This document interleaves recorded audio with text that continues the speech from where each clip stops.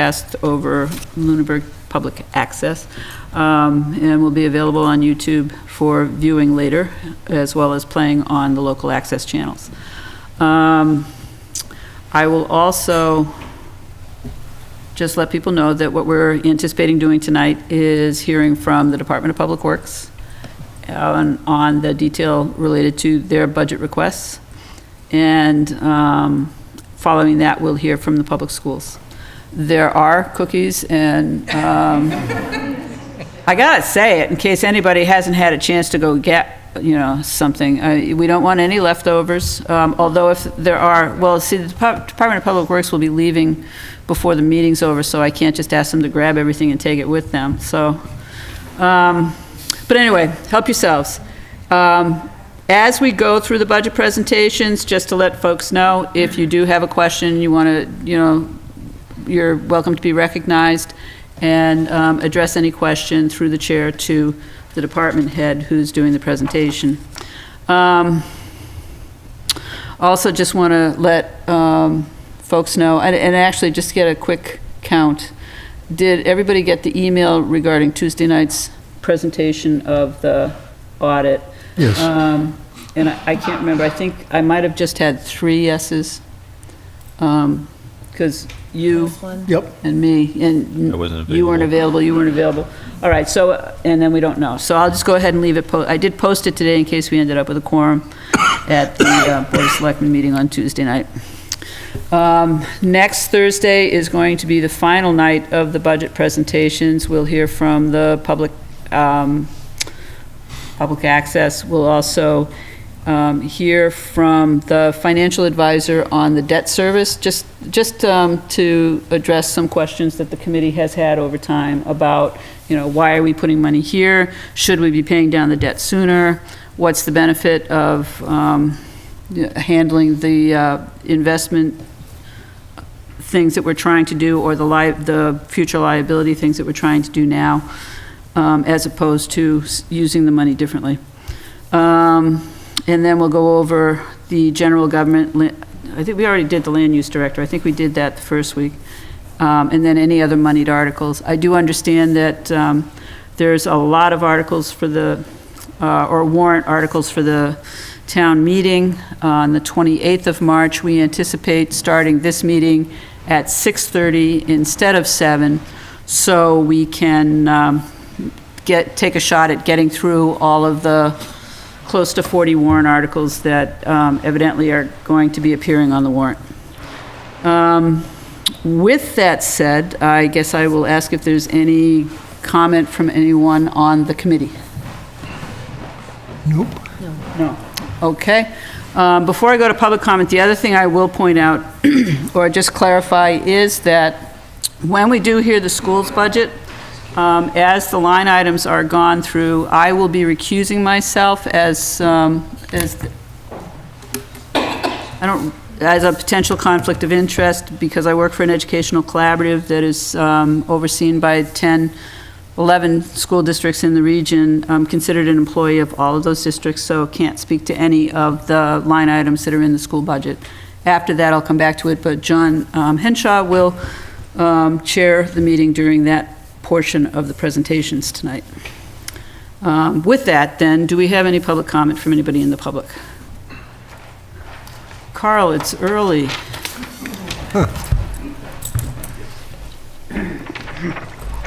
It is early, but I don't want to disappoint. Carl Luck, 50 Sunset Lane. Just one clarification question. In the process tonight, are questions supposed during the presentation or at the end of the presentations? At the end of the presentation, Okay, yeah. I thought I heard something different. It wasn't usual. Well, no, I'm just saying that if you do have any questions, I'll invite questions. After, okay. Yeah. Thank you.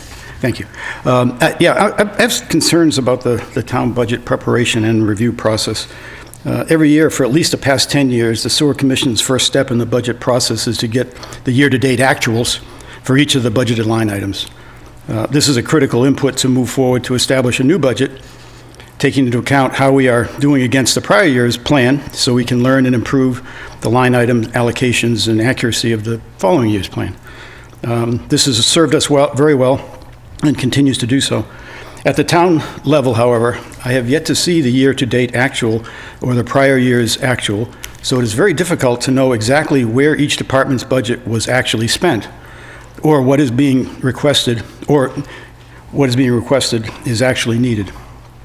As some of you know all too well, I have recently become very familiar with the town's charter, and to this point, the charter clearly states in section 6-5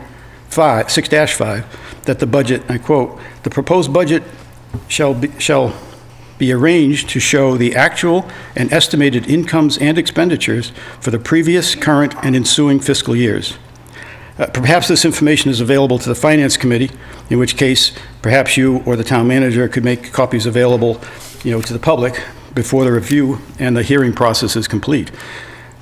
If this document doesn't exist or available, I am at a loss of how the department heads, town manager, Finance Committee, or public can do a critical review of the budget.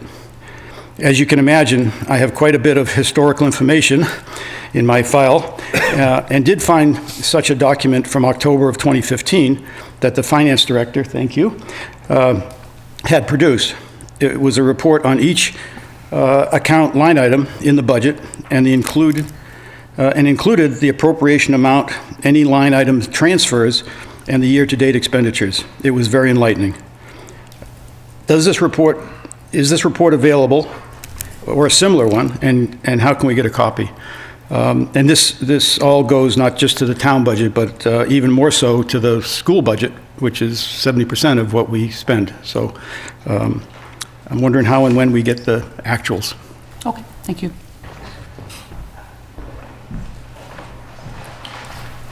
I'll run that by Karen later. In the meantime, we have then Jack ready to go.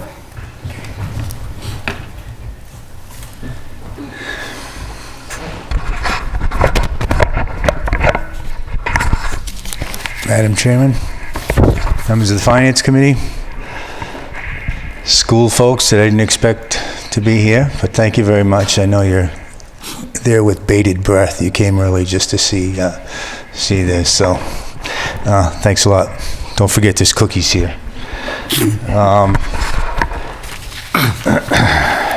We usually start with you folks, somewhat out of order, but to let you know where we are with the snow.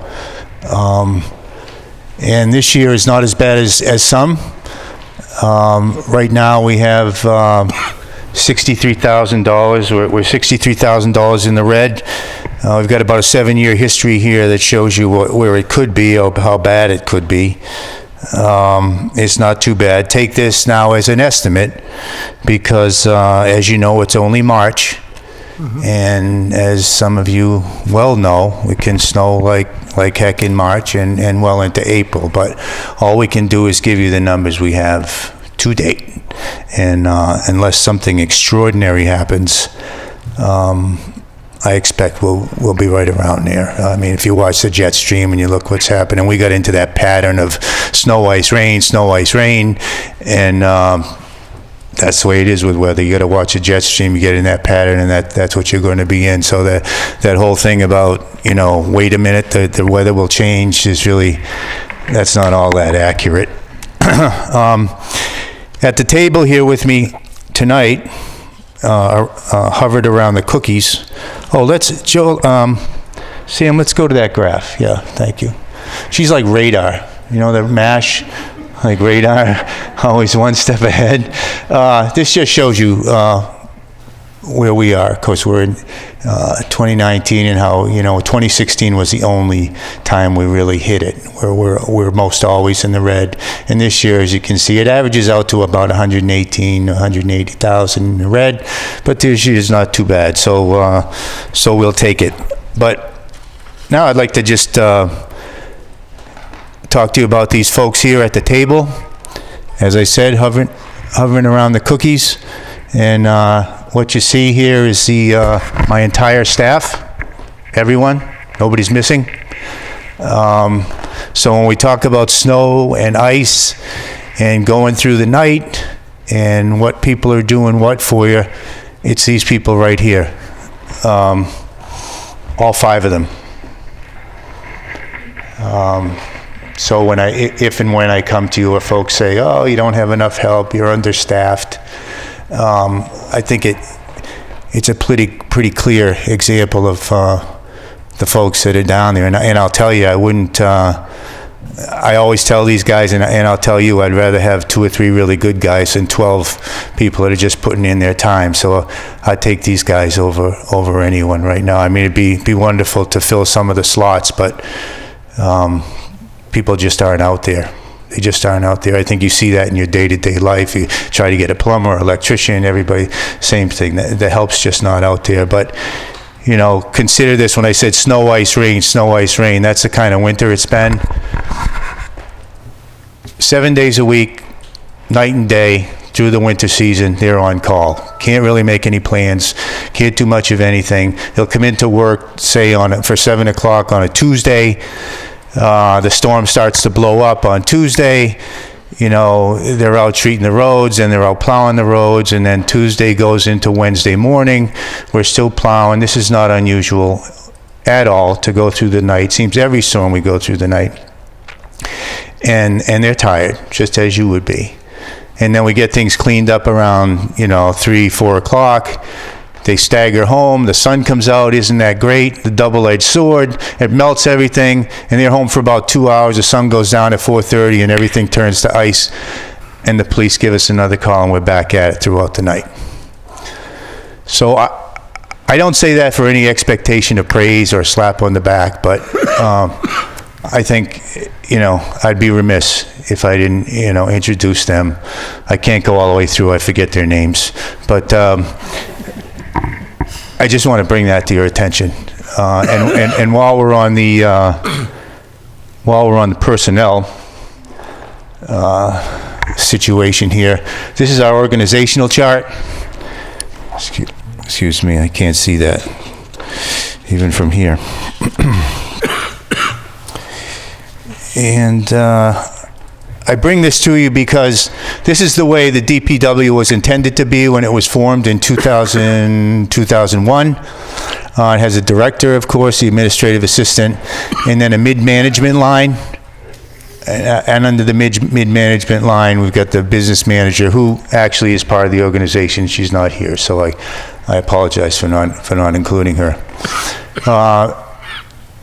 When you look at why things get done, how things get done, or why they don't get done, I just want you to notice that in the mid-managers line, there's our highway manager, Joe Projan, here on your right, our cemetery superintendent, Todd Holman, over here on the left, and currently, and we'll get to that in facilities, we're going to make a move, but the director has to fill all those roles at the mid-managers line. Again, not for any praise, but just to let you know the volume of work and the amount of people and what we struggle against trying to get this done. You can see in the red we have 2 labor positions open, and we have an assistant mechanic open over there, and we're trying desperately to fill those, but this is what you have. When you have these 5 people, that's what you have, and you have all those slots. So you just can't get the work done. Back to the snow. These are the account overages.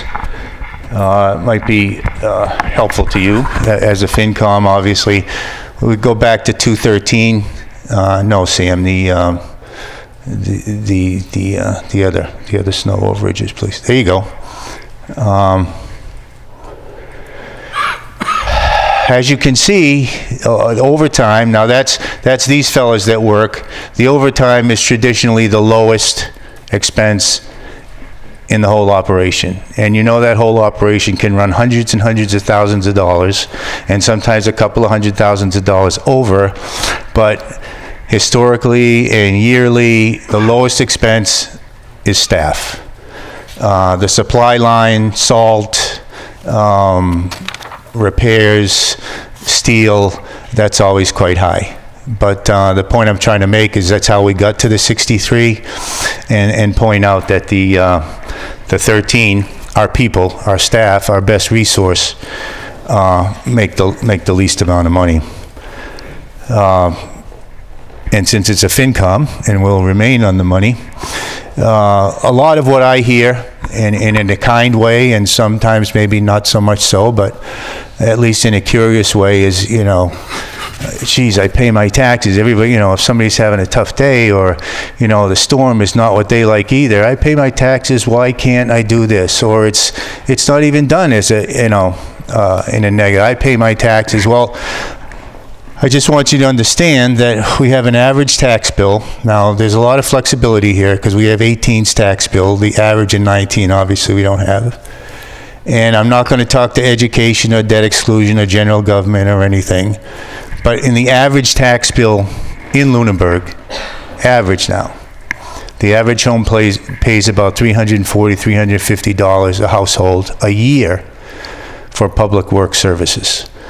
I don't have another graph, but last year, the year before, I broke it down. That goes to about $50 or $60 a season for snow removal, and somewhat less or a little bit close for the paving. So we think we provide a pretty good service. We do the best we can, but when you look at it in the perspective of what people pay for taxes and what part of that goes to the public works, it was eye-opening for me. General. Okay. General highway. This is the biggest item in our budget. It includes, among other things, the pavement management plan and the stormwater management. Mostly pavement management. Some of the things in general highway that are not pavement related or not stormwater related are things such as, landscape, small tools, police details. We reimburse for driver's licenses for heavy trucks, DOT physicals, membership subscriptions, safety equipment, that sort of thing. And down here, the things I want to spend the most time on are those things where you see a discrepancy. We're going to kind of zip through the level funding things and to stay on point here. But stormwater management. It's the next slide, Sam. Stormwater management. There's a definition up there that I won't bother. We are compliant with a 2003 permit. Quite a ways in the past, and then it was a good number of years before the DEP brought together and submitted a new permit just a few years ago, and it's basically can be categorized as an unfunded mandate. The DEP is mandating us to do certain things, and I'm sure at the appropriate time the task force will come in and give you a much more detailed explanation of what they do. I'm not going to do it now because we're concentrating on the finances. And this is going to go on for the next 3 or 4 years anyway. And the FY19 budget for the stormwater was $40,000. The FY20 budget for stormwater now is $100,000, and it will likely to be in that neighborhood for the next 3 or 4 years or so as the work moves from documentation and written forms to field work. The Stormwater Task Force has done a great job with very little resources. They're an extremely dedicated group of individuals. And they volunteer their time, as you do. I'm not telling you anything there. As part of their challenge, I should say, was to, in the midst of all this and trying to do everything they do, was to come up with a funding source, a stormwater utility, if you will, or some sort of fee structure. Well, they've talked about it, but that just hasn't come to fruition yet. So my explanation of the increase in stormwater is that we have to take from other areas in the budget now to cover that. But I'm extremely optimistic that with the help of the planning director, the town manager, I already have a small draft, or a kind of a sketchy draft as to what we can do. So we hope in the near future, at least, we'll be able to have a self-funded program. There's no way around it. We have to do it. We have to be in compliance. but we expect that it's going to fund itself, and I'm sure with the people we have on the task force and the people that work peripherally, we can make that happen. But in case you were wondering where that jump occurred, that's where it is. Good. Now the granddaddy of the entire budget, pavement management. For those of you that have been around here for a little bit, it seems like before we started talking about buildings, it was all the roads. How about the roads? The roads. You couldn't come to a meeting without somehow talking about the roads. Everything led to the roads. Funding, finance, complaints, plans. What are we going to do? The great thing is now that, you know, we move on somewhat from that, and we're talking about the buildings as we should, but we don't hear too much about the roads. And that's because the program itself, it has been extremely successful. Do you have the funding up there? Yep. There's a portion of that general highway allocation from which we take, for lack of a better term, for which is available $30,000 towards road reconstruction, everything we do to get there, the sweeping, the drainage, things like that, and then the paving. In the pavement management plan line itself, there is now $400,000. It began with $250,000 and is going to grow incrementally by $50,000 a year until that total reaches $1 million. And that's an extraordinary part about this plan, because the people that put this together, and I was glad to be just, you know, a small part of that, not only saw the value of infusing a lot of money into the road infrastructure to get it up to where it should be, but at the same time, while we're doing that, working on a parallel track to fund something over here. So once we've expended that debt exclusion money, which is 3 years old for the local roads, and the $4 million's done, and we put the Chapter 90 into it, and we put the paving management into the money now, we'll go, geez, aren't the roads are really good. They're really good now. In the end of this season, they're going to be great, going to be better. There'll hardly be one that's not addressed. But what do you do at that point? You know, it's like anything else. You have to continue to maintain it. I came to the selectmen and I asked them simply, where do you want to be? Do you want to be at 100%? Do you want an A mark on the roads, a B, a C? And they said, figure it out, so we're a C plus, B minus. And honestly, that's where we'll be at the end of this season. And at the end of the year, the next season, we're likely to be a little higher. But when the debt exclusion goes away, the pavement management will be at about $500,000. Chapter 90 will be at about, well, it's pretty much leveled off at 400, so that's 900,000. As the pavement management money continues to grow, we'll be in a situation where the roads are pretty good. We won't have to rebuild this road for $500,000. We won't have to go over here and rebuild this whole neighborhood for the same kind of money. No, we can go through the town. Somebody at that point will have a plan and be at the reins, and the pavement management plan will now look to provide preventative maintenance and in the day-to-day operations that will keep the roads up to snuff. It's like anything else. You have to get there, you have to make things work well, you have to take care of it, but you have to maintain it. And that's the extraordinary part about this, that the folks that did it had the foresight to know that.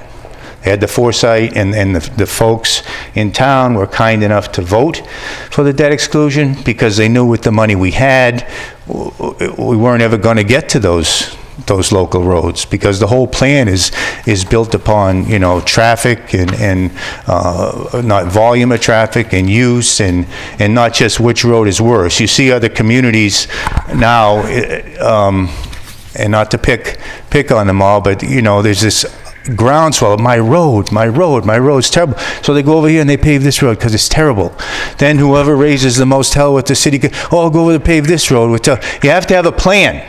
You have to have a plan, and we do have a plan, so we can show people, so that the Board of Selectmen can show people, so that the Finance Committee can show people that here's the plan, here's your road, this is what we're doing.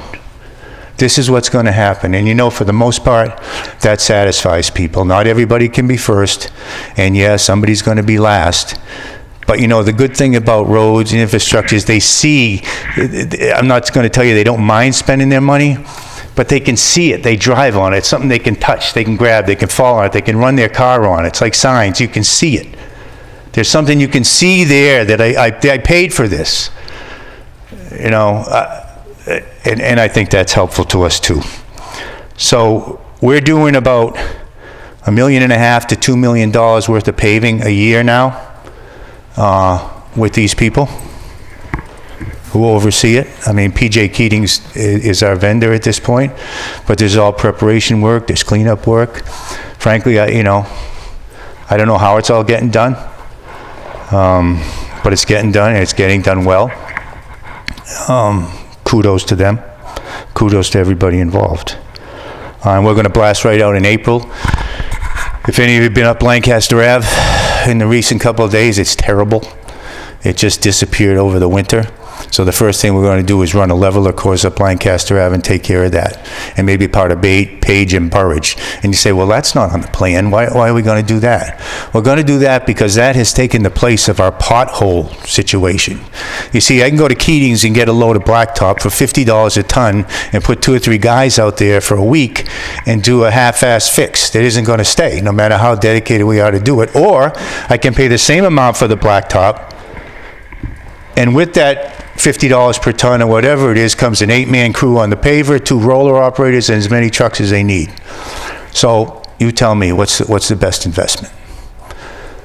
I say it's doing the whole sheet. We did it on Kate's Hill and down the other side, and it worked perfectly. Potholes are going to disappear in this town. Sam, the benefits of pavement management.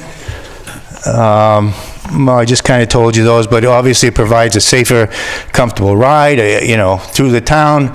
People are happy. Like I told you, they go from point A to point B without, jumbling around. As you see on the news and everything else, the craters, the New England flower, whatever you want to call them, the cones, the barrels. We don't have a lot of that in this town. And the guys behind me and I are pretty proud of that. So we're pleased that you're able to do that with us. Less time spent on a temporary fix. I just said about the potholes. One thing you may not know is when the road's paved well, it affects the snow plow and the snow removal, and there's not as much of it because the incongruous top of the road and the potholes and the divots hold snow, hold ice. Not only do they deteriorate the road, but they make it more slippery. More slippery means more salt. More salt means more hours. More hours means more expenses. So it shaves it clean. It's better in that way also. And it's also a huge component of the stormwater process. Insofar as if you have a flat road and it has divots, well, it's going to hold water. Rainwater's going to come down. It's going to get in one of those divots or one of those wheel ruts and go till it finds a place to get out. It'll get concentrated in one area, maybe erode that area. It's not where it's supposed to go. Where it's supposed to go is you put a nice crown on the road like this. It sheds the water and either sheds off to the curb or goes to a berm, which brings it volume and velocity-wise to a catch basin.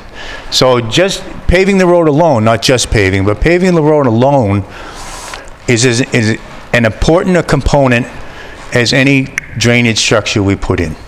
And we do all that before the road is paved. So, it complements the stormwater complements the paving. And we're moving forward on that. The pothole repairs, just to give you a little, I'll jump through this quickly. In 2016, what we do is my foreman keeps a pothole log, where we went, how many people went there, how many times we went there. And we bring it down to man hours. So in 2016, we had approximately 530 man hours. We started the debt exclusion roads in earnest in 2017 because we didn't have the money until 2016, and then we had to borrow, and then we had to get out, and then you're in August, September, and it's a really short season. Mm-hmm. In fact, our biggest enemy is the season. We've got this, we're all geared up, we're all ready to go, we've got the money, we've got the manpower to do it, and you've really only got from April or May to, October. Mm-hmm. So in 2017, the same part, we went down to 96 hours right away. 2018, about the same, and now it's really kicking in at 2019. And the season's not over, granted, but we're down to less than 50 hours, which financially, that leaves those people to do other things, right? We're more productive in other areas because we're not spending our time doing pothole fixes and temporary patches that frankly, aren't worth the time to do them. Of course, you have to do them because they're divots, but it's just not the effective way to do it. Sam, I'm going to skip over the life cycle to grants. Just give me a second. I never talk this much.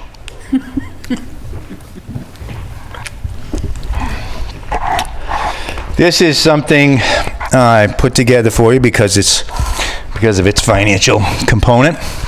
I'm kind of proud of this.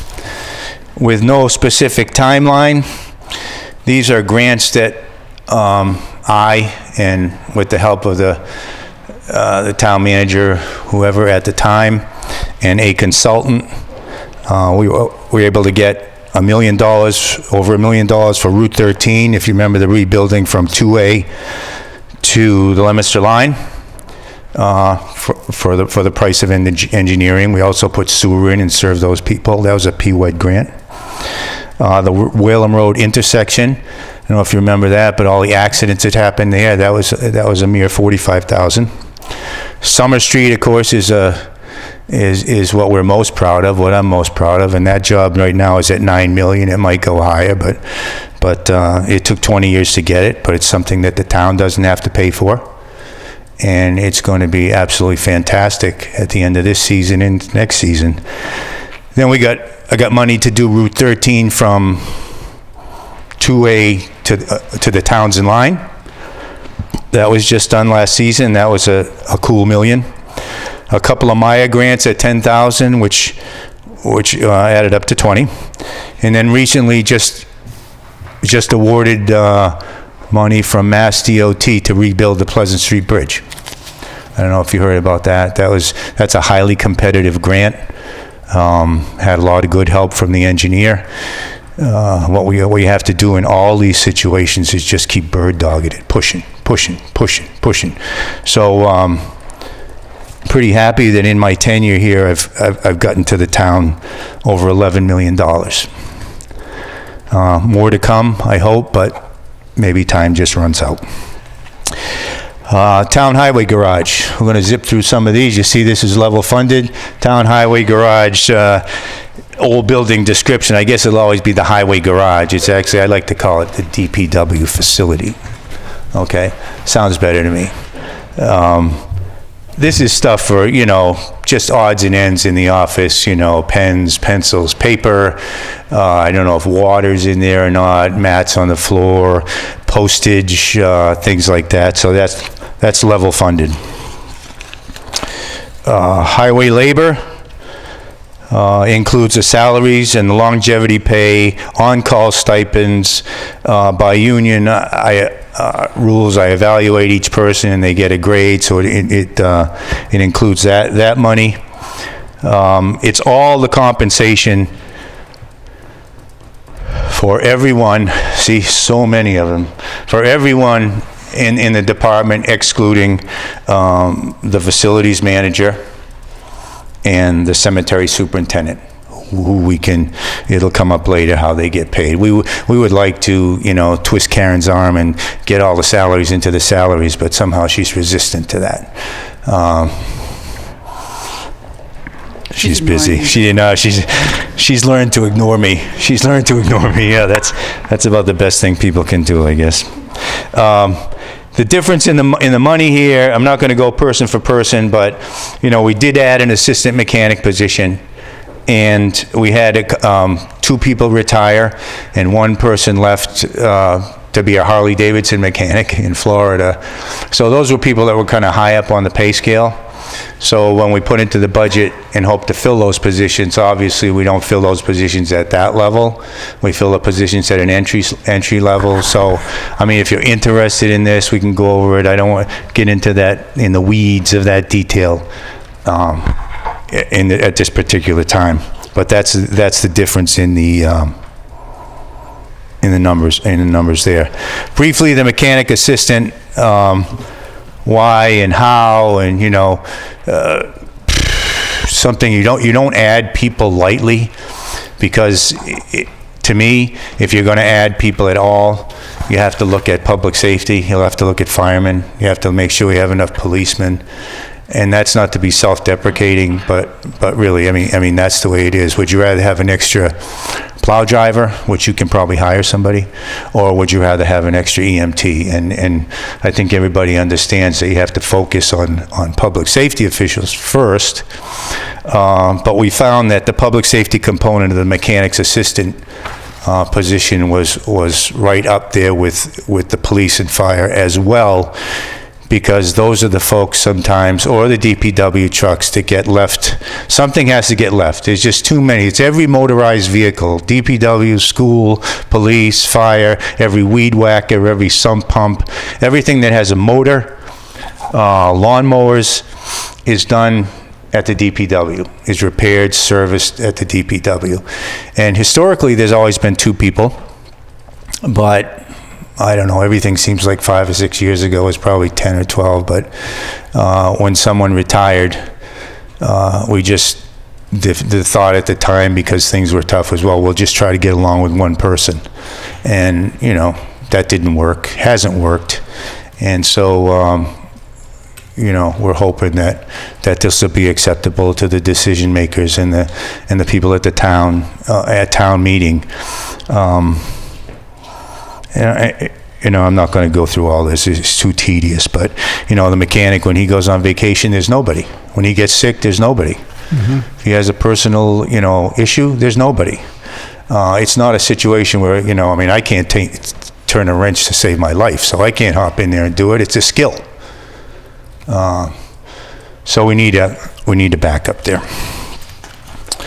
And this is completely supported, obviously, by the police and fire department. It's a long time coming.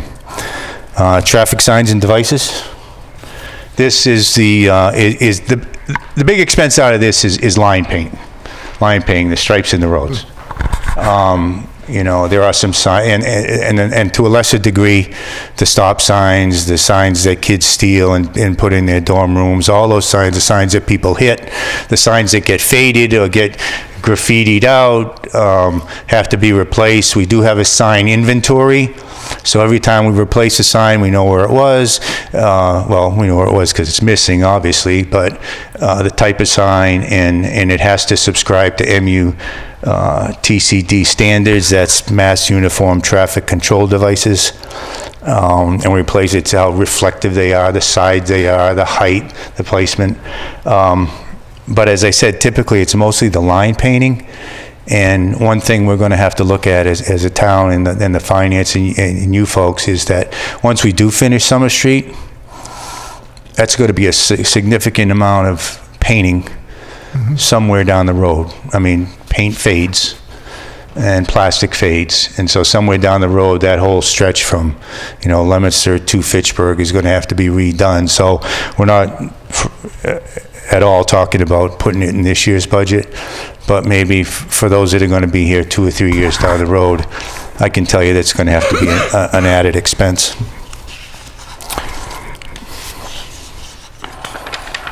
Vehicle maintenance, sort of touched on that with the mechanic, and what we do and who we serve there, and that's, those guys expect to get in those cruisers, turn the key and go. Somebody's coming to you if you have a medical issue, they better turn, that ambulance better start, it better run, and it better get there in a timely manner. And this fellow here, Jim Stickler, he's our newest hire. He's now our mechanic. He took the place of that young man that went to Florida. It's an unbelievably underrated and unknown almost position, how important it is. You work on these things that are life-saving vehicles, frontline vehicles. So we've got to, we got to look at that. We got to look at the assistant and look hard at that. The money-wise, it stays the same. Same police allocation, same fire allocation. Let me just interject at this point. There was a little bit of a communication glitch between Chief Marino and myself, and maybe Chief Sullivan to some extent. When we lost our mechanic, for all the reasons I just told you, we didn't have another one. We had nobody to do it. So when the fella gave his notice, I let Mr. Londa know and Chiefs Marino and Sullivan that you're just going to have to find, you're going to have to outsource. You're going to have to go to some garage, some reputable person, because we just can't do it. And that did not make people happy, and understandably so. And then went through the hiring process, and before we found Jim, I mean, to find an individual, we're looking for an individual at that point now that can work on everything, as I said, from weed whackers to frontline cruisers and ambulances, and pay them, well, the union scale at the bottom line, it's public information, is $19 and something an hour. That's not going to happen. It's just not going to happen. So as I went along and the hiring wasn't happening, I talked to the town manager, and it said, well, we should probably take that person's salary, at least temporarily, and divide it between the police and the fire. Since they're going to have to do more outsourcing, this will take some of the financial burden off that.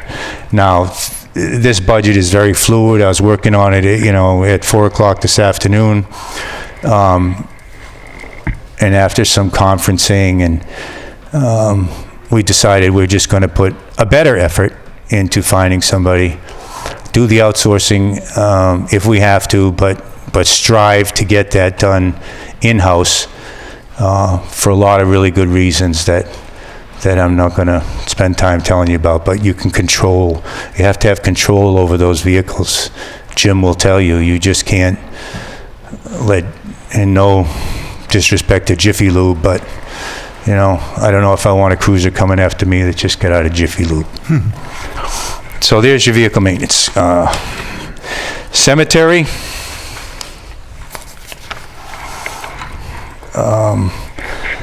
Thanks for coming, Mike. Cemetery.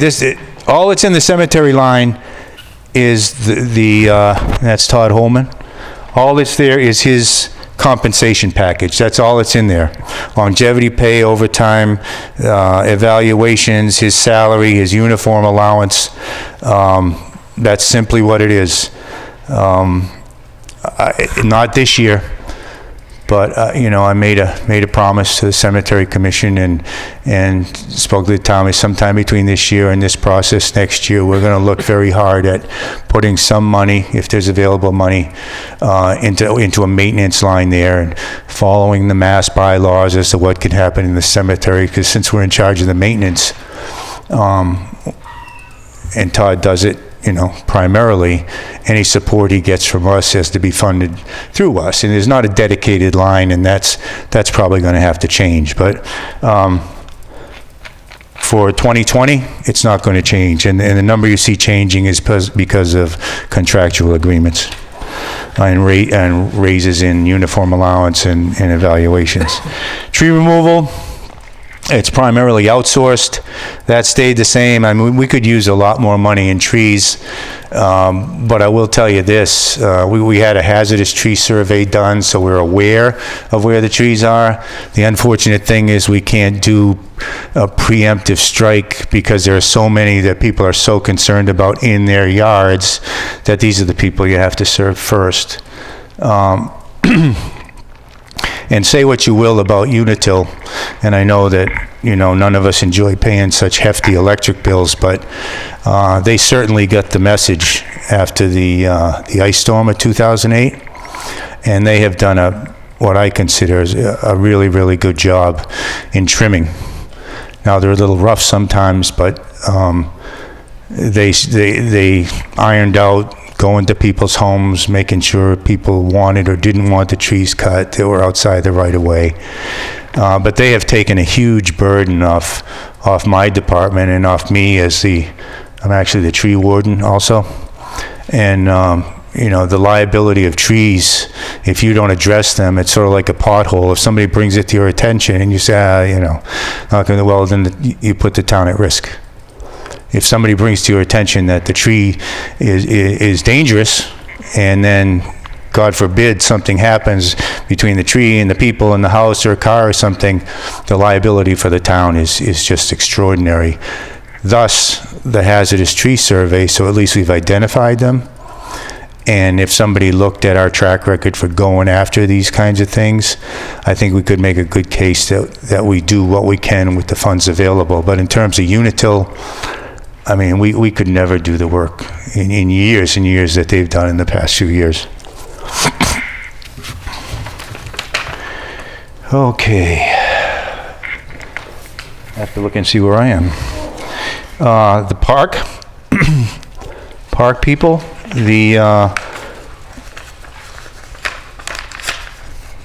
apparently it's controversial to hire the park person, but all I can do from my position is lobby for it and give you all the good reasons I have, or any reasons I have why it should be there. I think I showed you a pretty good reason right from the beginning on the organizational chart that there's no one there except for me. And the way the committee and I approached this was first as a full-time position, but we couldn't really get together on a job description, or we could, but there was an existing one, but we wanted to tweak it. And then I suggested that maybe we start small. You know, maybe it's not going to be, we're not looking for a plow truck driver or anything like that. There are very specific tasks that need to be done by someone other than me and by someone other than a committee member.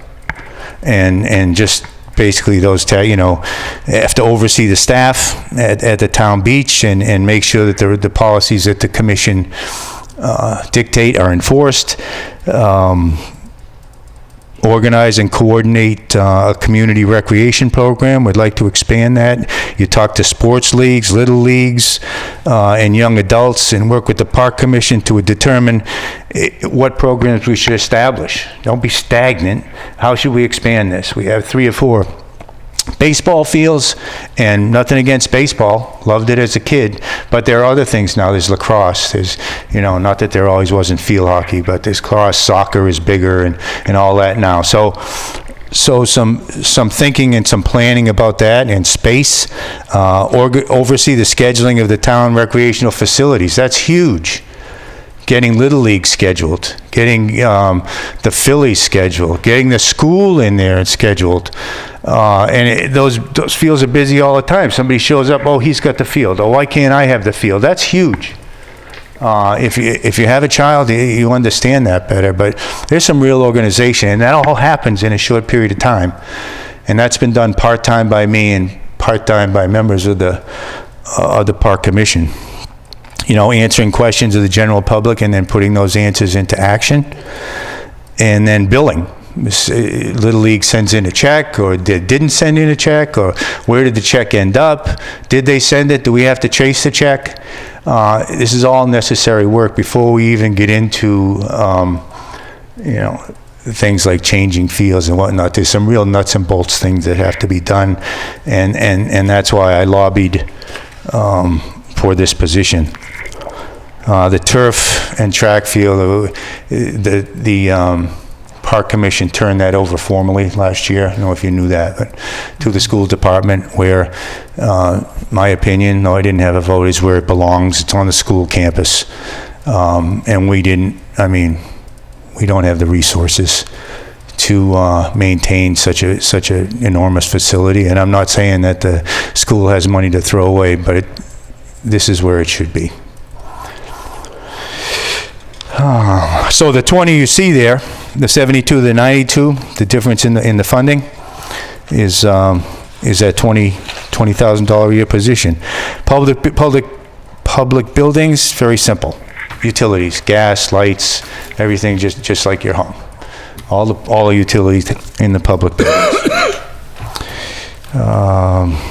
Facilities, one of the last big ones here. Now,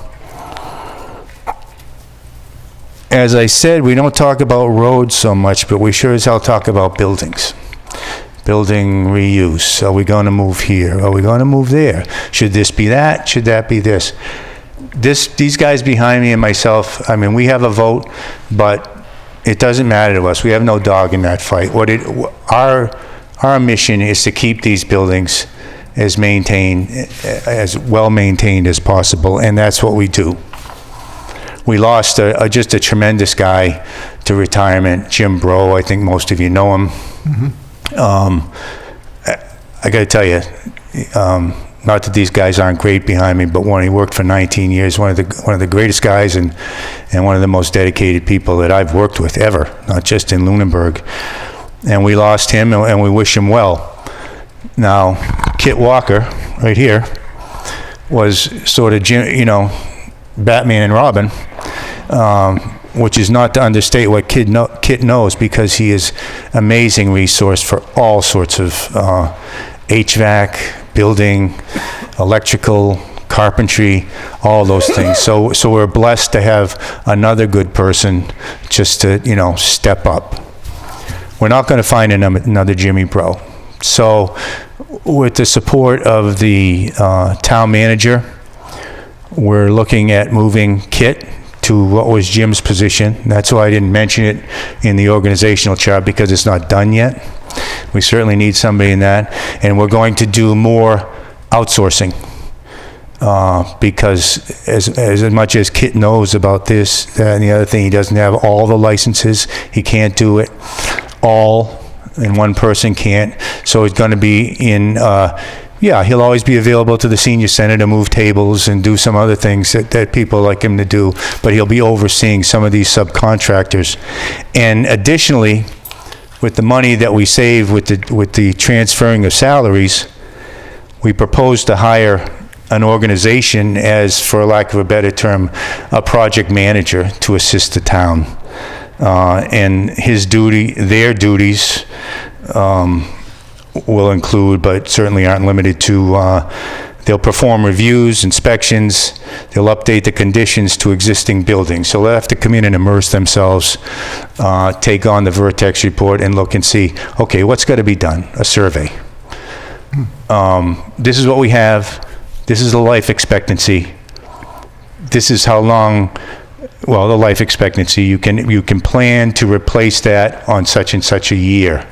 So you can look forward and say, yep, I've got to put $10,000 somewhere. I've got to find $10,000 to replace that in that particular year. And that's what they'll do with all the buildings for which I and we are responsible. He said that they will assist in the development of a written report, so the town will get regular reports on what they're doing and what they're finding. Because the capital plan, the facilities, is something that's been desperately lacking. Kit will tell you that. I had these conversations with Jim. Not saying anything to you that they don't already know. I couldn't get involved in that. I just didn't have the time. So we need a clear capital plan, more important than ever, with the buildings, and a survey of what we have, and a description of what we need, when we need it, and how much it's going to cost. And that's the way we plan to approach the facilities in the coming year. I hope it'll be a success. We don't start anything thinking it's going to fail. I think this is a good way to approach it with the resources that we have. I think we're starting to wind it up here. What's next, Sam? Projects in the, we're going to skip over that. Okay?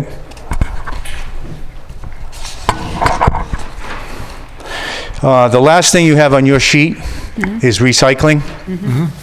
Now that traditionally has been handled by the town manager and the town accountant. When we were ordering, storing, and distributing the bags, that's about as close as we got to it. But the funding of it through our vendor at this point is Casella, is going to change drastically. You should, if you're in town, get a mailing pretty soon, if you haven't already, and a video. And what the crux of this, and I'm just going to give you the basic. What's happening here is that Lunenburg has done just one hell of a job recycling, but the unfortunate thing is now, internationally, those countries that were accepting that material are either not accepting as much of it or charging to accept it. I don't know if that's very clear. And there's way more detail to it than that. But what that trickles down to for the folks in Lunenburg is that Casella now has to pay to get rid of what we all recycle. So insofar as he has to pay, he's going to turn around and charge us now a fee for the recycling as well as the rubbish. Now, as I said, that's just a general overview. I know that the town manager and others are in negotiations with him and his contract, and where that ends up, I don't have the exact amounts, but I can tell you it looks to be something fairly significant, which I think is sad, because everybody sort of got behind the recycling. We got awards in Lunenburg for doing so much of it, and now, it's going to cost us. But there's no getting around that. And that's why the huge jump at the bottom. At the end of every in the past 24 of these that I've done, I have a little wish list at the end of the find. This for things to you guys to think about. Now, the superintendent of schools has mentioned that field space is an issue. The park commission knows that field space is an issue, and I think around 2014 I started trying to plant the seed to bring people to consider behind the Tri-Town condominiums a huge plot of land there adjacent to the Cap landfill. And what you see on the sketch behind me is I originally started the thoughts of this as a soccer complex, only because my daughter was playing more soccer at the time, but it seemed to fit. And this doesn't mean it has to be soccer or tennis or anything. And if you come off of Young's Road, when they did the condos there's water and sewer right to that lot, first of all, which I think is a huge advantage. This is where the town used to mine sand for road sand. So it's not level, but it's down to a decent level where the topo isn't like this. We're going to talk to the open space people we already have, talk more about the park commission, see if we can get the school involved, if not financially, at least with the good minds that they have over there, and maybe something like that will happen in the future. But I'm not really pushing that, but it's something to consider. I look back, further. It was I think 2014, 2015, and ironically, we weren't even into the stormwater second permit, and I was projecting the stormwater fees that we should have a residential and a commercial fee based on impervious surface. And lo and behold, that's what it'll become. I guarantee you that's what it will become. No magical foresight. I just found it interesting going back and looking at that. Another thing is a carry-in, carry-out program. No numbers, just that I think our parks and our playgrounds and every place where families and people spend time, I'd like to get going more, get a little more progress and a little more push behind this carry-in, carry-out. In other words, you bring rubbish, well, it's not rubbish when you bring it in, but when you bring it in, drinks and what, and you just carry it out. It's just it's a cultural thing, it's a mentality. I mean, we have to go empty bottles. Anybody that goes by the side of the road, it's not a park, but good Lord. I mean, the parks aren't places to dump your rubbish. Even if, just, so let's give that some thought, and let's see if we can move on that. Mass DOT has an accelerated program right now where they're going to every city and town and inspecting the culverts and small bridges. We've got some culverts in town that are pretty bad. I just want to prepare you and everyone that we're going to have to begin putting some money away to replace culverts. We replace what we replace when we pave, but there's some large ones that are going to run into some money that they've brought to our attention. And once it's brought to your attention, you can't just bury your head in the sand. You have to do something about it. So that's on the horizon. And I just want to end, and I'm sure those that want to begin here are happy to have me end, but this is totally off script, but I'm going to do it anyway. You know, I don't know if it's national politics, global politics that trickles down to our local politics. But, and I haven't been here as long as some of you have, but 25 years, it's a pretty good sample size. I've never seen so much discourtesy and lack of decorum between people in the town. And I think if we just try, I mean, kindness does not cost anything. Don't fight to be right. The old adage about treat people like your mom and dad tell you, treat people like you'd like to be treated. How difficult is that? If you have a point to make it. Don't make it with a samurai sword. Don't try to hurt people, because that's what you're doing. You're hurting people. I can get a point across to John Henshaw. We meet a lot. We don't agree on everything, but I don't yell and scream and wave my arms and tell him he shouldn't be doing what he's doing. That's crap. And I see a lot of that. And if you don't see it, then you're not watching the same thing I'm seeing. And if you don't see it, then call me a liar. Tell me I'm mistaken. There's no need for that. We're better than that. We're all better than that. We're all neighbors, for Christ's sakes. Right? We're all neighbors. And you treat people, some of you treat people like, I don't know, like I've seen like bums in the Bowery or something. That's baloney. So I don't think you're going to change because I ask you to change. But keep it in mind. Think. Let the words process from here before they come out. You got a point to make. I'm sure it's a great point. I'm sure it's a wonderful point. And even if it's not, you can make it with respect. You can make it gently. Make your point. Don't fight to be right. I have to be right. I have to make this point. You're wrong. You're wrong. You've got to listen to me. Thanks for your attention. Okay, Jack, you're not off the stage yet. I was hoping to sneak right out of here. No. Basically, yeah, I just, point of clarification, and I know that you mentioned the open space plan, and to some extent, I'm just curious if part of what the Parks supervisor is going to be tasked with doing is working with that group. He's going to be tasked to do a prioritized list of things that will be established by the town manager and the park commission. First of all, the park commission. Yep. I hope to have a hand in that. At that position, you're only allowed to work 20 hours a week as a temporary employee. So, Terry, I couldn't tell you right now exactly what the expanse or the scope of his service will be. Sure. And the period of time, where you say temporary, or Well, obviously, being a park and the things he or she would be, it'd be most important for them to do would start, in the spring with the fields and then go to the fall. October or something like Yeah, that. yeah, that's to be worked out. I mean, this position hasn't even been okayed, so to speak. Oh, yeah, no, we still have So, we're working to develop a job description, and I hope I can have more information for you as it moves forward. Sure. Okay, is there anyone on the committee that has any questions regarding any of the items? Michelle, go ahead. Oh, I'm sorry, Mark, go ahead. Go ahead, ladies first. Thank you.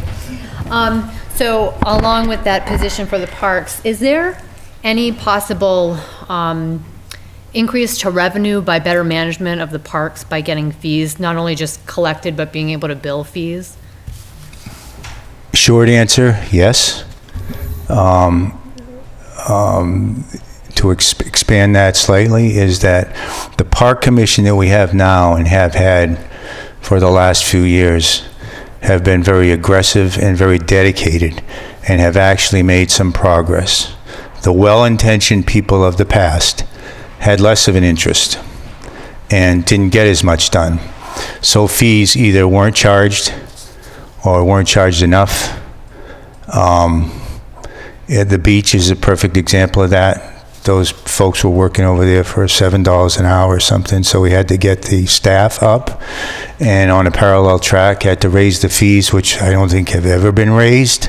So we're just in the process now of looking at expenditures versus revenue and what we're taking in for, is the school going to get involved? The school is the biggest user of Marshall Park. Up until this point, they've been able to use it with no fees, zero fees, historically. That might not be the case. They may be asked to pay something. Similarly with the basketball court, the Little League, the Phillies semi-pro thing, whatever it is, there's another, like a Babe Ruth type organization. So the scheduling, so if you're going to charge a fee and try to bring in some revenue, you better know when that field is available. That's the point. The commission will establish the fees and set the policies.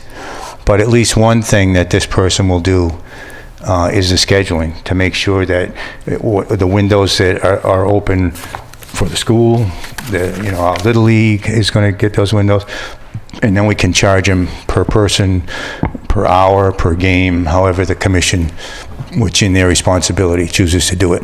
So yes, looking at revenues and keeping an eye on revenues. Some people don't send the check, and maybe because they forget, but tracking that money, definite yes to your answer. All right, great. And then for the vehicle maintenance, is there an established schedule for the vehicle maintenance, or is it more of as a crisis comes up, we handle it?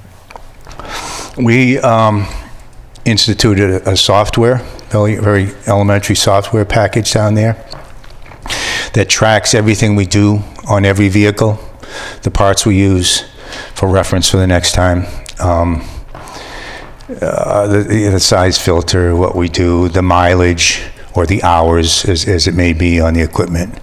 And just like they do, we'll have on the cruiser a little sticker that says, look at it at such and such a time. The unfortunate thing is, it's not that like the police lack any cooperation. Listen, it's just not what they do. You get in your car at home and you might look at that. They get in the car, they turn the key, they're going to whatever they're going to do. And they do it and I don't, so I don't know what it's like. So we remind them if we can, and if the car is available, they'll bring it in.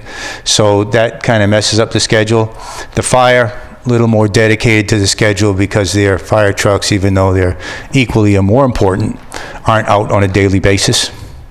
And we can schedule them in. We're very strict with the scheduling of our vehicles because we're right there. And you have the guy who manages the department right there. Not the kind of person to jump on the chief of police and say, get these cruisers down here for service, chief. Yeah, no, the point I was getting at is, I didn't know if getting on that assistant mechanic would help you stay on schedule with maintenance. I didn't know if it was an issue keeping up with the maintenance schedule. The schedule would probably not be enhanced, but where you just said keeping up with the schedule would be, and that's because, again, with the police, you get cruisers, this one's over, that one's over, and now 3 of them are available at one day. This is a good window. Take them. Yeah.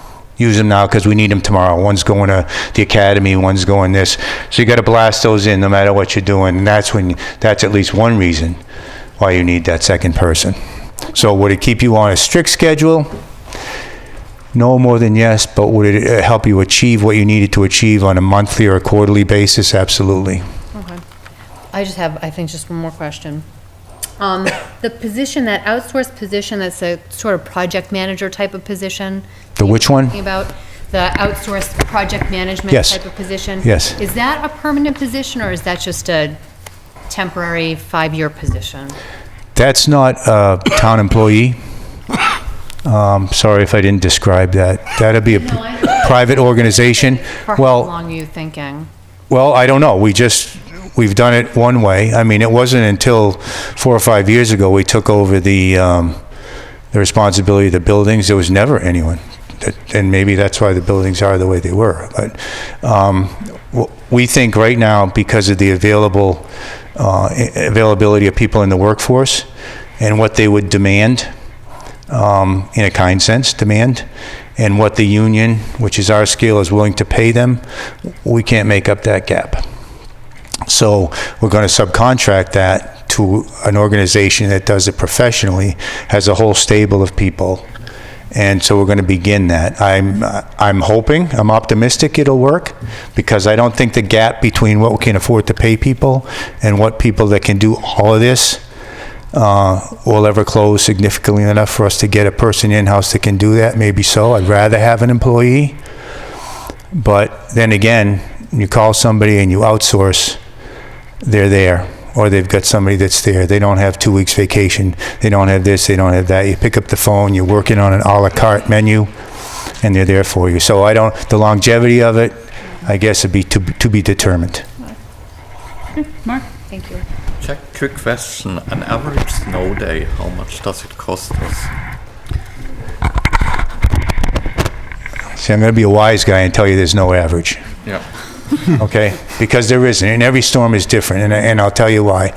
Some people have really gone to done the research of how much it costs the town or the municipality per inch. I have not done that. Perhaps that's lazy of me not to do that. But the variables, and I'll explain it this way. Like we talked about snow, ice, rain. All right, that's maybe a 30-hour episode. This much snow.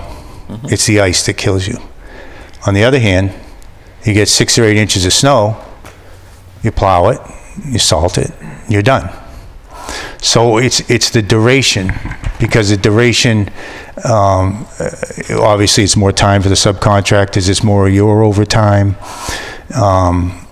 it's more material, it's more wear and tear on the steel and the equipment. So I guess I'm not going to give you a very good answer to that, but I don't think right now, certainly right now, I could come up with an average. I could give you an average year, but I couldn't give you an average storm, because I honestly don't believe there's an average storm.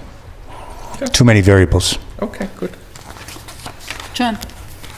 Yeah, Jack, this is first of all to frame this, because it did not come up in the presentation, but this is from a... Where you been?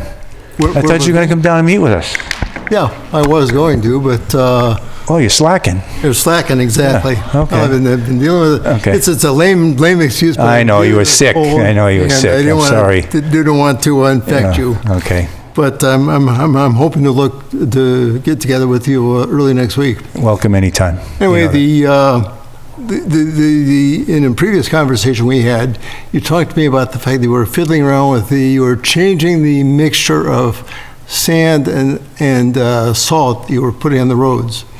And I'm just driving down the roads around Lunenburg last couple of weeks, I've noticed the relative absence of sand on them. Mm-hmm. So the question is that going to translate into lower cost in cleaning the roads subsequently after the winter season? Or is it a non-issue? It's definitely an issue, but it's an issue for cost and beyond cost. We have, and you and I have been talking about this for years. Yeah. When I first started here, all they used was sand out of that landfill area. There was no salt, all sand. Mm-hmm. And then, they started weaning in the salt. So when I got here, it was at about, the mixture was no salt or 1 salt to 6 or 7 buckets of sand. I don't know, I don't want to exaggerate, but I didn't come in and change the world right away, but I saw that was not the way to go. So each year, incrementally, we broke it down until we got, in the last couple of years, we got on a 1-to-1, or we'd go on a 2-to-1 salt to sand. And in the last couple of years, oftentimes we'd just send trucks out with salt alone. Little scary for me because, it's not unusual for the state to call us and ask us if we have any sand and do certain hills, two-way coming up to the high school, Route 13 going from Walmart up where trucks really can't get started. We have areas in town that get no shade, get no sun, and so I was a little anxious about doing it, but this year we made the leap and we have not used any sand whatsoever. We used a little more salt, but we didn't use any sand. That's the volume. Of course, sand is less expensive.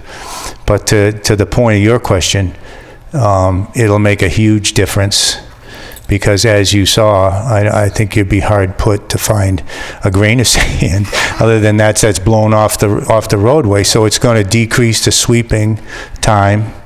It's also going to decrease the amount of silt that gets into the catch basins and invariably gets into the brooks or wherever it's going, which is our, part of our stormwater challenge.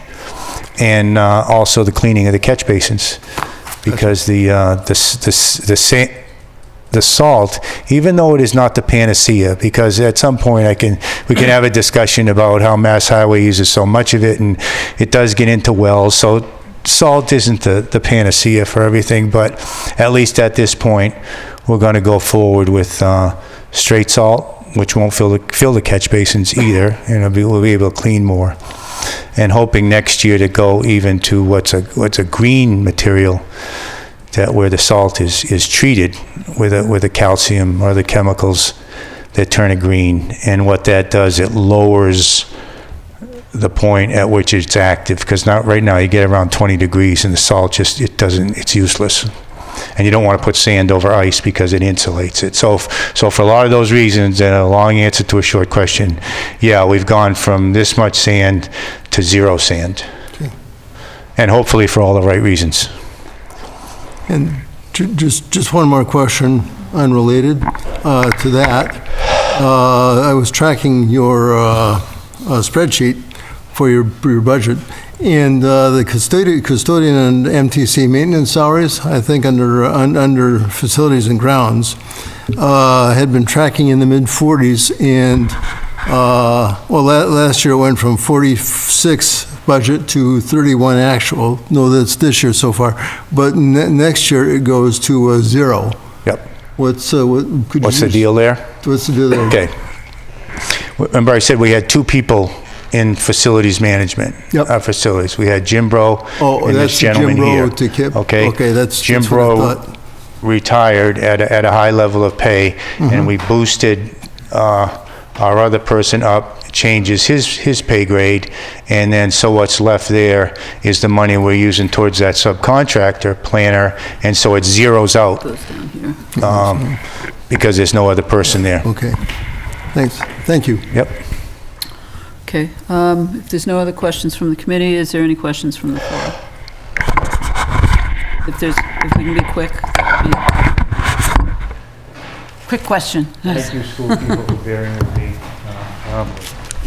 Sorry I missed that. No, that's okay. I'm not sure he said it out loud.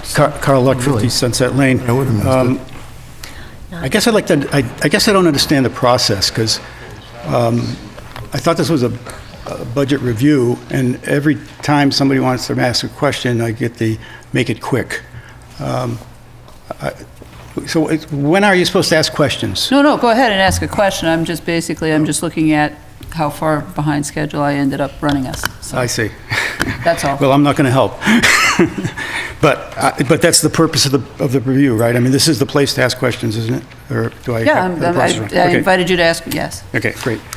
First, I want to congratulate Jack and his team, whoever they are out there, and I know there's more people on all this. But this team, and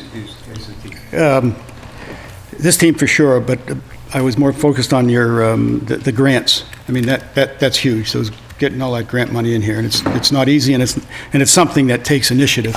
So, it's a wonderful thing for our community, and I hope more people are working on grants like you and that team were. I would say, and the same message last year with the org chart and all of the things with, your name on them, the director's the name on them, and the struggles. And we certainly see them, I know, because, our business manager's right in next door to Jack, and we see how busy Jack is. And Jack and Heather are aware that the Sewer Commission is very sensitive to that. We call on Jack also for things. And we're trying to, and we're setting up a meeting with Jack and the town manager We believe that there are some things that we could do to get some of the burden, the sewer burden, off of Jack and onto our system contractor and perhaps other engineering resources we have. So we're hoping that we can help let Jack spend some more time on all those other activities, and I hope we can work together and accomplish that. On the pavement management, that was great, because I didn't even think of pavement management, because it's sort of a capital thing. It was a $4 million capital. You had put up there in 2016 and to 2018, 1.5 million. Is that essentially what we spent of the 4 million so far? I didn't know what the 1.5 million meant. We're doing, in 2016, Carl, Oh, sorry. Yeah. in 2016 was our first allocation, so obviously we don't get the money until July. And it gave us a late start.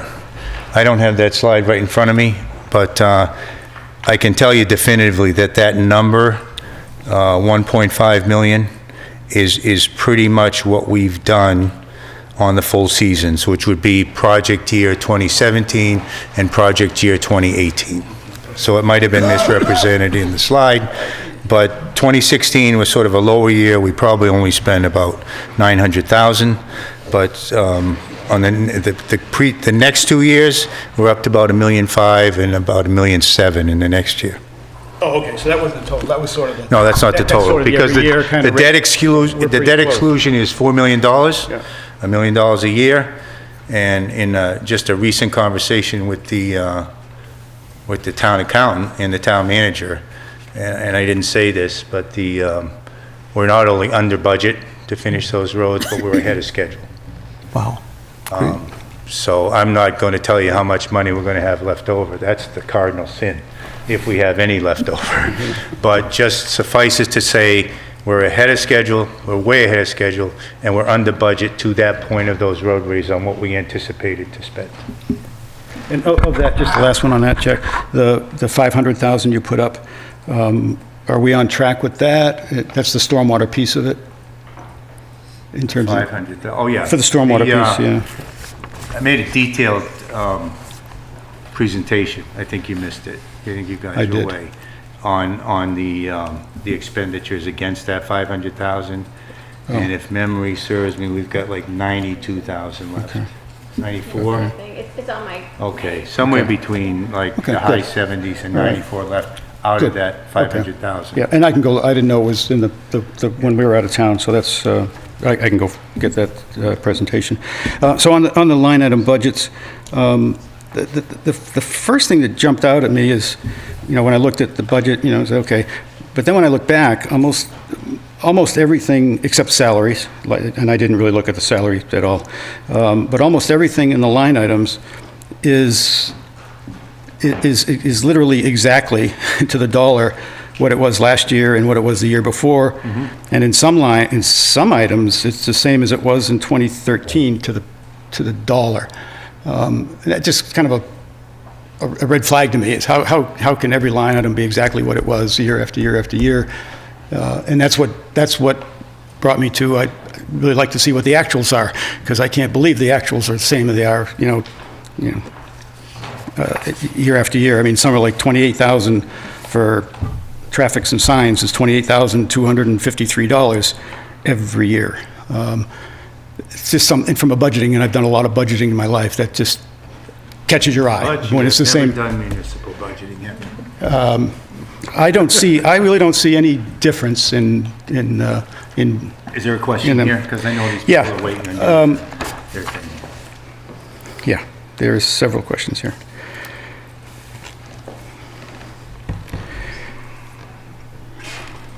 And the drainage is one of those line items that's, $18,000 every year since 2013. Is that different than the stormwater management and things, or is that, is it like the culverts you're talking about? The last word from the town accountant and the town manager, as we dissected how this debt exclusion went along, before the debt exclusion happened, yes, that 18 went to drainage and drainage-related materials and what have you. And if I have a target number, I meet that target number and I don't go over.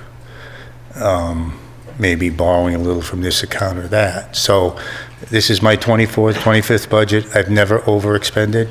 So maybe some of getting those numbers the same is that we're pretty good at getting a number and expending to that number and then stopping expenditures. In terms of your question about the drainage, some of that drainage would go towards areas in the pavement management because it can. Others would, other materials and whatnot would go to other areas because not all areas of drainage have to do with the pavement management plan. Although we concentrate on that because that's where the energy is, paving. So it supports that. Thank you. Move these back. Thank you, Jack. On the stormwater management, the 100,000 that's in there, that is unfortunate. It wasn't expected to be in the budget, so 60,000 more than you had expected. My understanding is that that is basically all engineering. So are we going to have any money to actually do any work, or are we just going to spend $100,000 to get studies, or do we hope that 100,000 can be reduced? It's a next year contract, it's not released. It's not all engineering. There are tasks related to the engineering. It's going to be run by the engineer. There's going to be checking outfalls. Okay, right, okay. Engineering report, well, it's engineering by the definitions of procurement, because we're not going out to bid. Right, Maybe I can get Yeah. you a little better description on that. Okay. But yeah, okay. okay. But there's no separate money for doing There's no tasks? money, I mean, no. So if we want any money, it's got to come out of that I mean, 100. So we got to money- figure out how to get that 100 That down. money was not unexpected. I knew 5 years before that we were going to spend $100,000 a year in stormwater and brought that message to the town, long before there was a stormwater task force. So that should come as no surprise to anybody. We didn't plan well, and the folks in charge of doing that were obviously tasked with doing other things. It just didn't get done. It has to be a self-funded operation moving forward. Traffic signs and devices, this is the 28,000 line item, but one of my favorites in there, and it's been driving me crazy, so I'm glad you bring it up here, is the lines. There's like 17,500 for lines in the roads, which I'm very interested in because the new paved roads are wonderful. They're great to drive on. They're a great thing.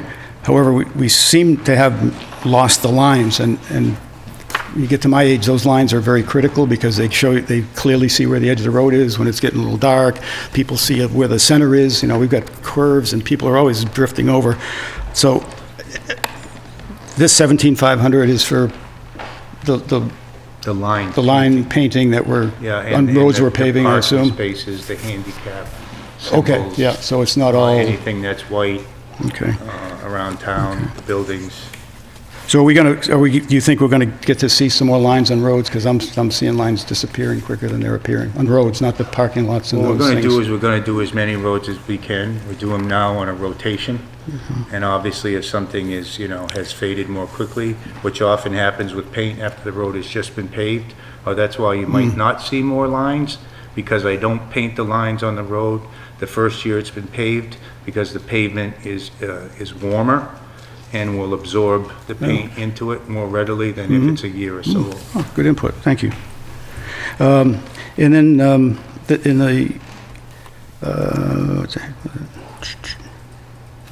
the vehicle maintenance, they're really, again, it's all like copy and pasted, except for two things which are significant.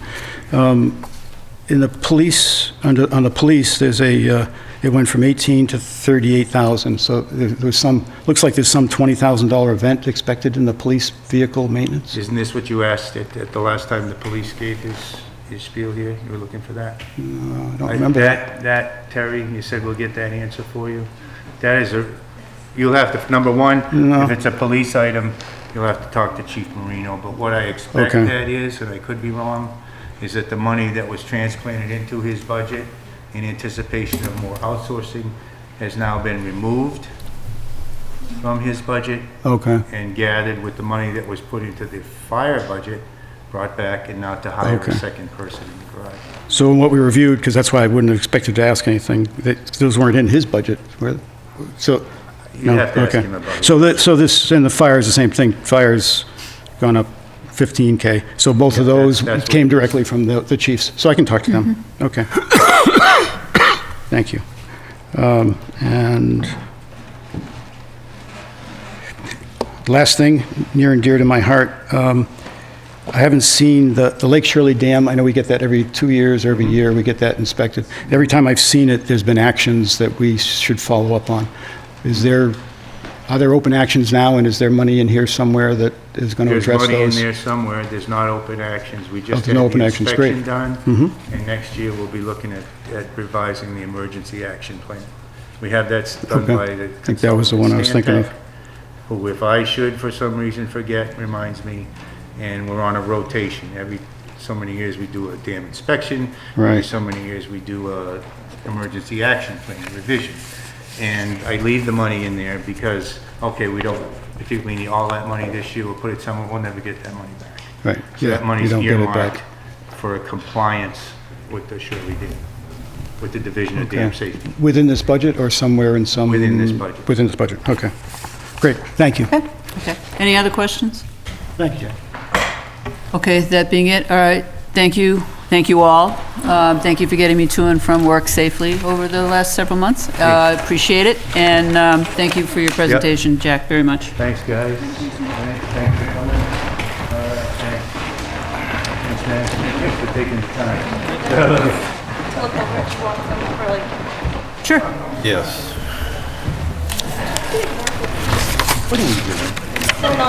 Didn't you get one in the mail?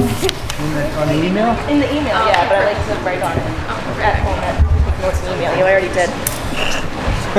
Here we go. Thanks, Hannah.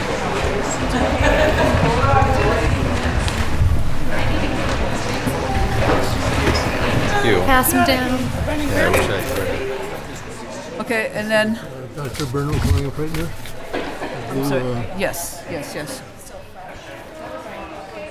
Okay, we're basically going to take a couple of minutes, so people have a chance to please do away with the cookies and the cake.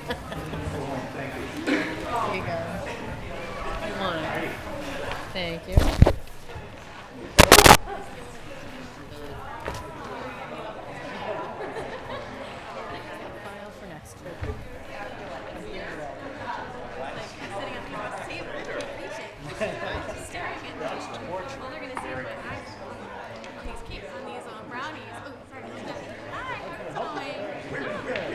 I'm like, all they're gonna see. I'm like, everyone's gonna see my eyes staring at these goodies. I was like, oh. I was like, that's all they're gonna see. And for anybody interested, there are a couple of seats that opened up in the front if you'd like to sit down. I'll certainly let you.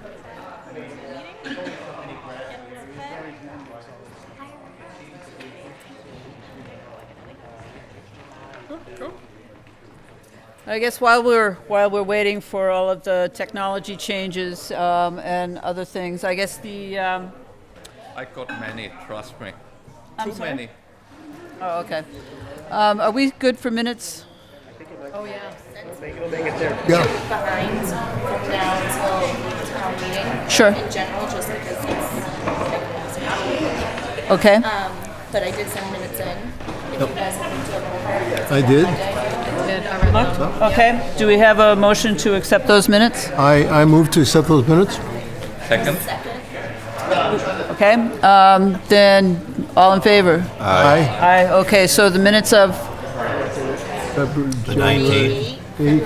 February 28th Yeah. are accepted as submitted, and then you have the information on how to forward. Okay. Very good. And I don't need to do that for the minutes that were just last week for February 14th, correct? You did that? No, I believe I did that. Okay. You gave me the minutes for February, this for February 14th. I'm working on them, just having them done. Next week, I'll have them done. Okay. Very good. Okay. Very good.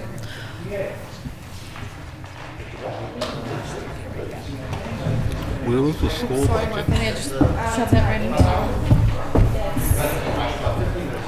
Under the one from Heather, she said.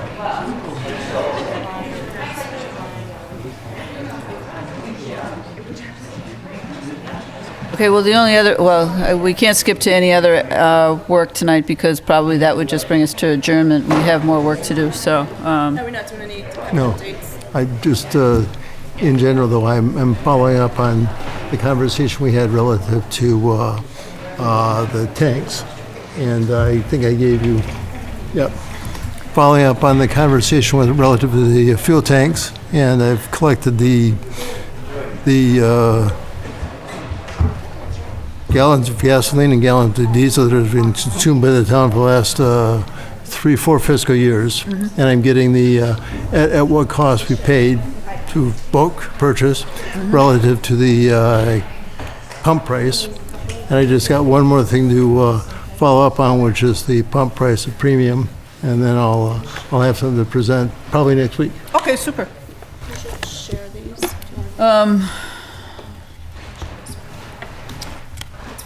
Oh, They're referencing. you want to share these? Thank you. I'll share these. I don't know what it is, but all of the Already. paperwork seems to, all the lettering is just tinier and tinier every year. Go figure. Thank you. Wow. All right, at this time, again, as I stated earlier, that as the line item budget is presented, I will be leaving to the meeting to be run by John. I'll be back when the line item budget is reviewed. And with that, Dr. Burnham, are you ready, or? You're ready? Okay, great. Okay, well then, thank you, and thank you, John. Welcome, Dr. Burnham. Thank you. Hello, everyone. First time meeting some, I think.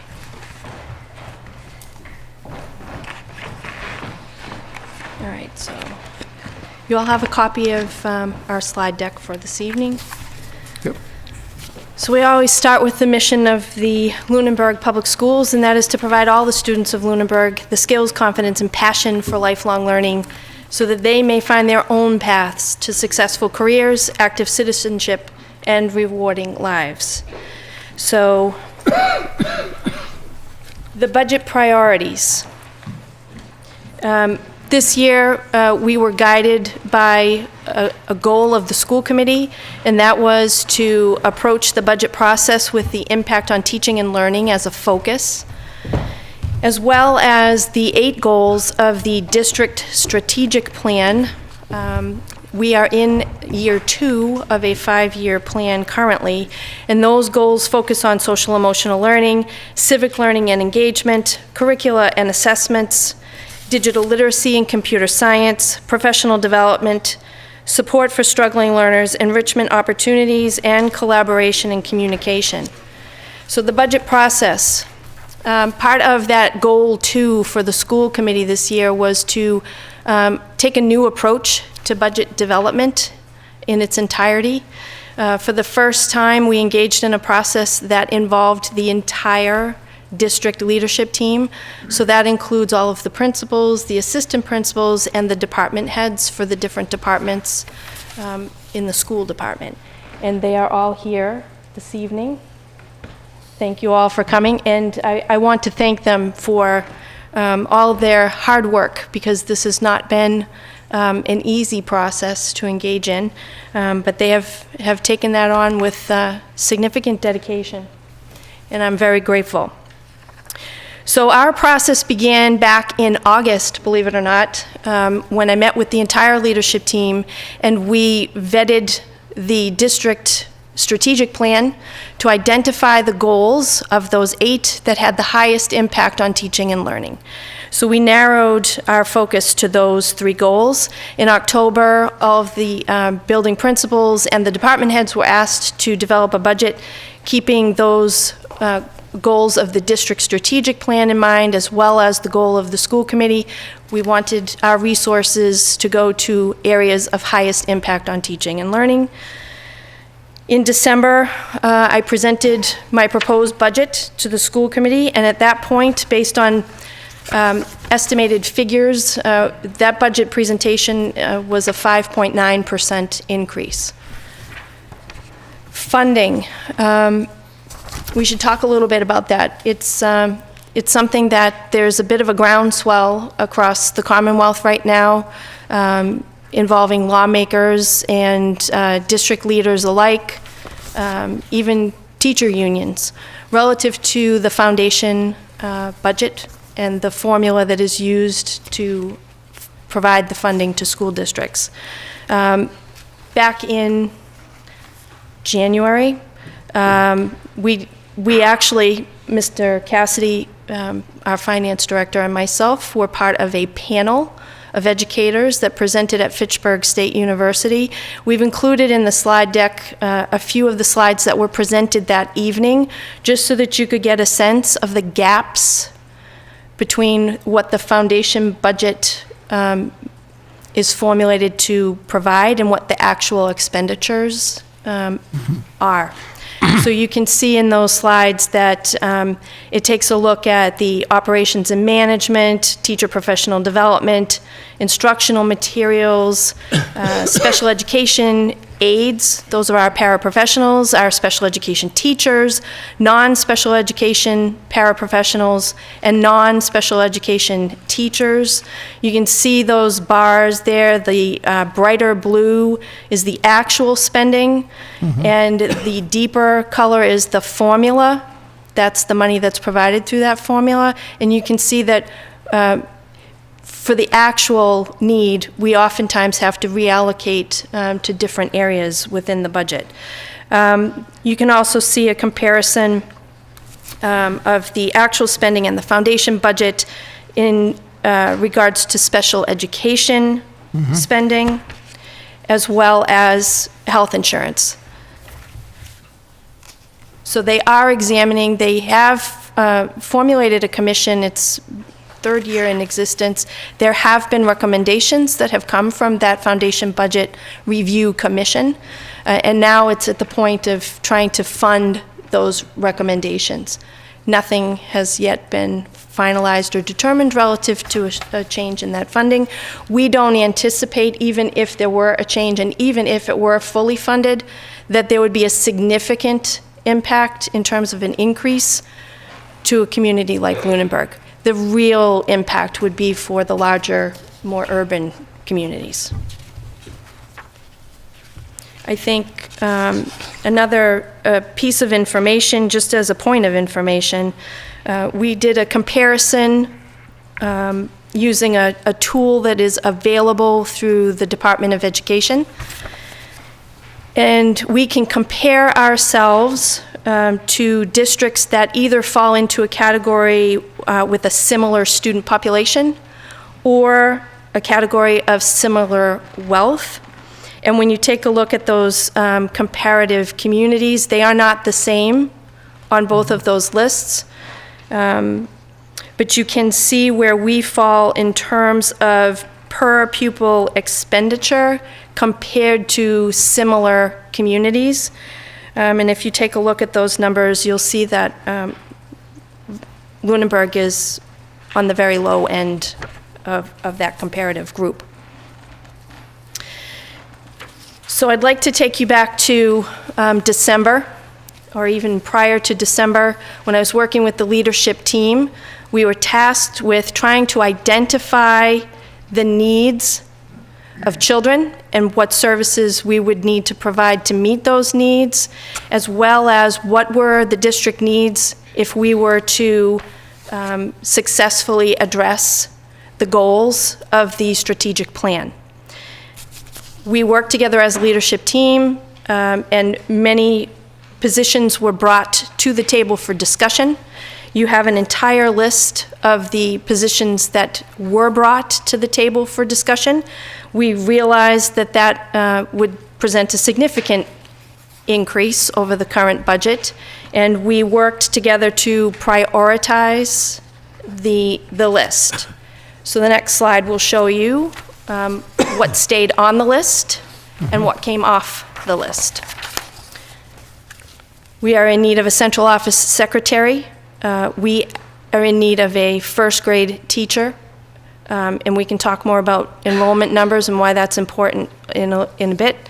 We also need, at that time, we estimated 6 paraprofessional positions, an athletic trainer position, a coach for a unified basketball team, and that's a team that would have students with special needs on a team with typical peers, and they would compete against similar types of teams from other school districts.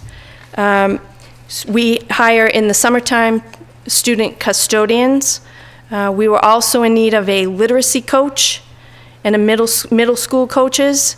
Both of those positions, the literacy coach and the middle school coaches, have been, they're not included in the budget figures that you have because we're looking for alternate sources of funding for those positions. As an example, a literacy coach is something that we may be able to fund with Title I grant monies. We just don't know exactly what our grant allocation will be and whether or not we can fund this type of a position. So we will have to wait likely until July to make that determination. Middle school coaches, again, that would be an expansion of middle school athletic offerings. It's consistent with the goals of the district's strategic plan. And we would handle the middle school athletics in a similar fashion to the high school athletics in that it would be fee-based. So we would be able to fund coaches potentially from student athletic fees at the middle school level. So those are the positions that were part of that proposed budget back in December.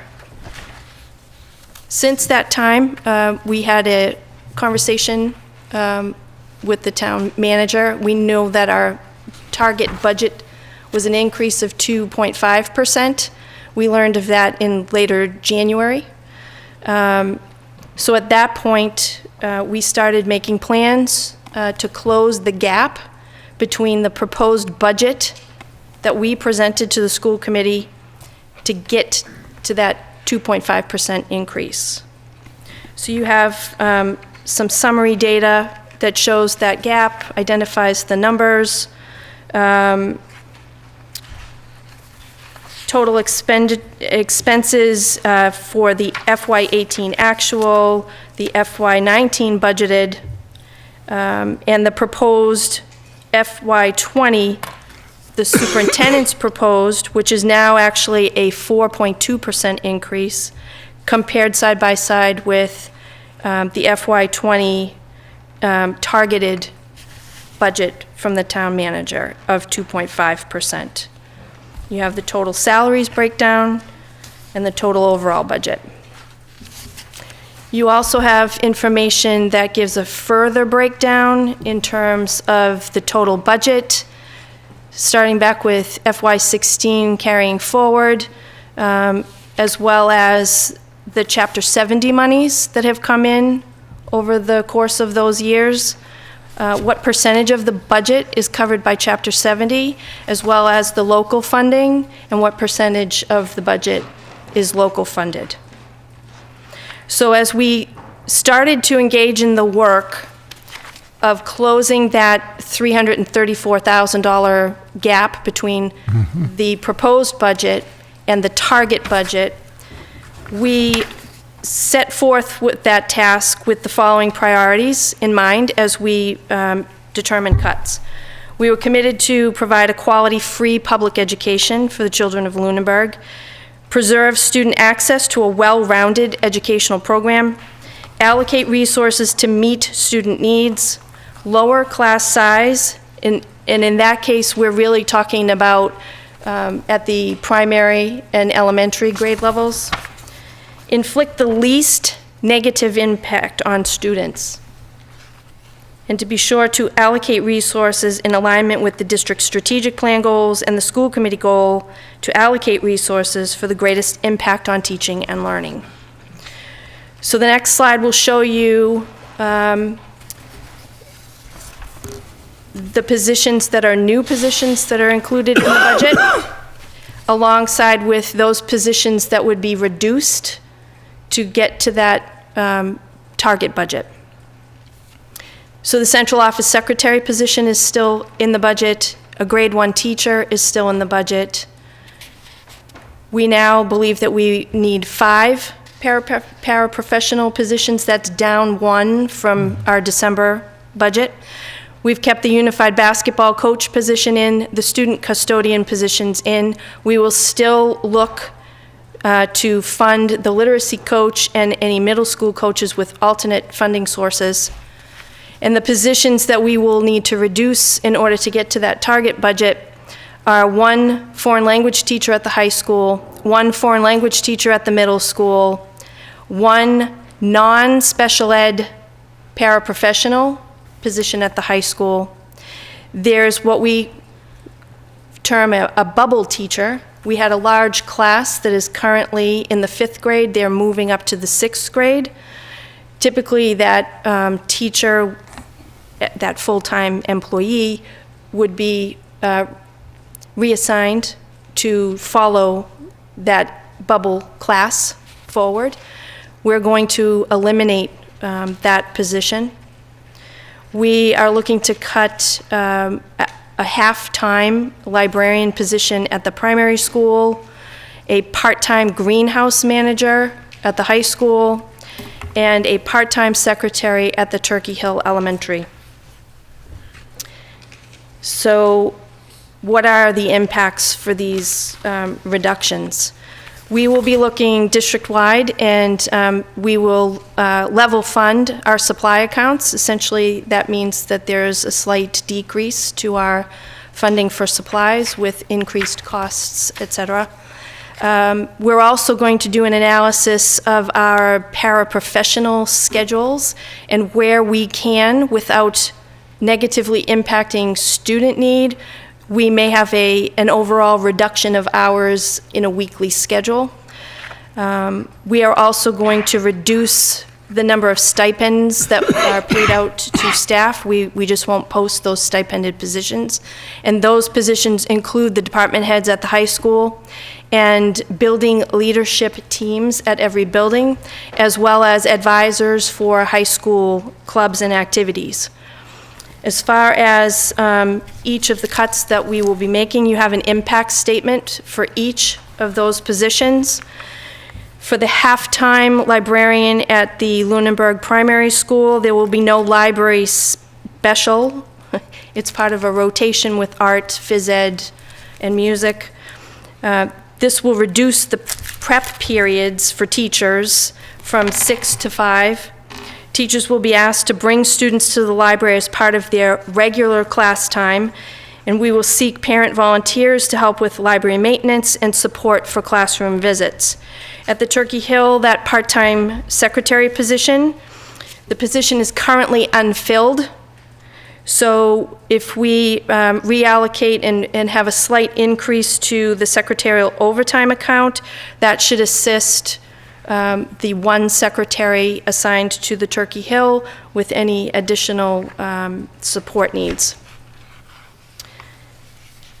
At the Lunenburg Middle School, that bubble classroom teacher that we talked about, a grade 7 teacher will be switched to grade 6 to accommodate the larger class size.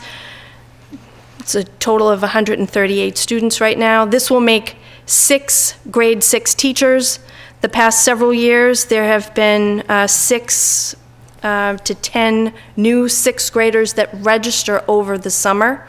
So we're anticipating that we might see an increased enrollment at the 6th grade level.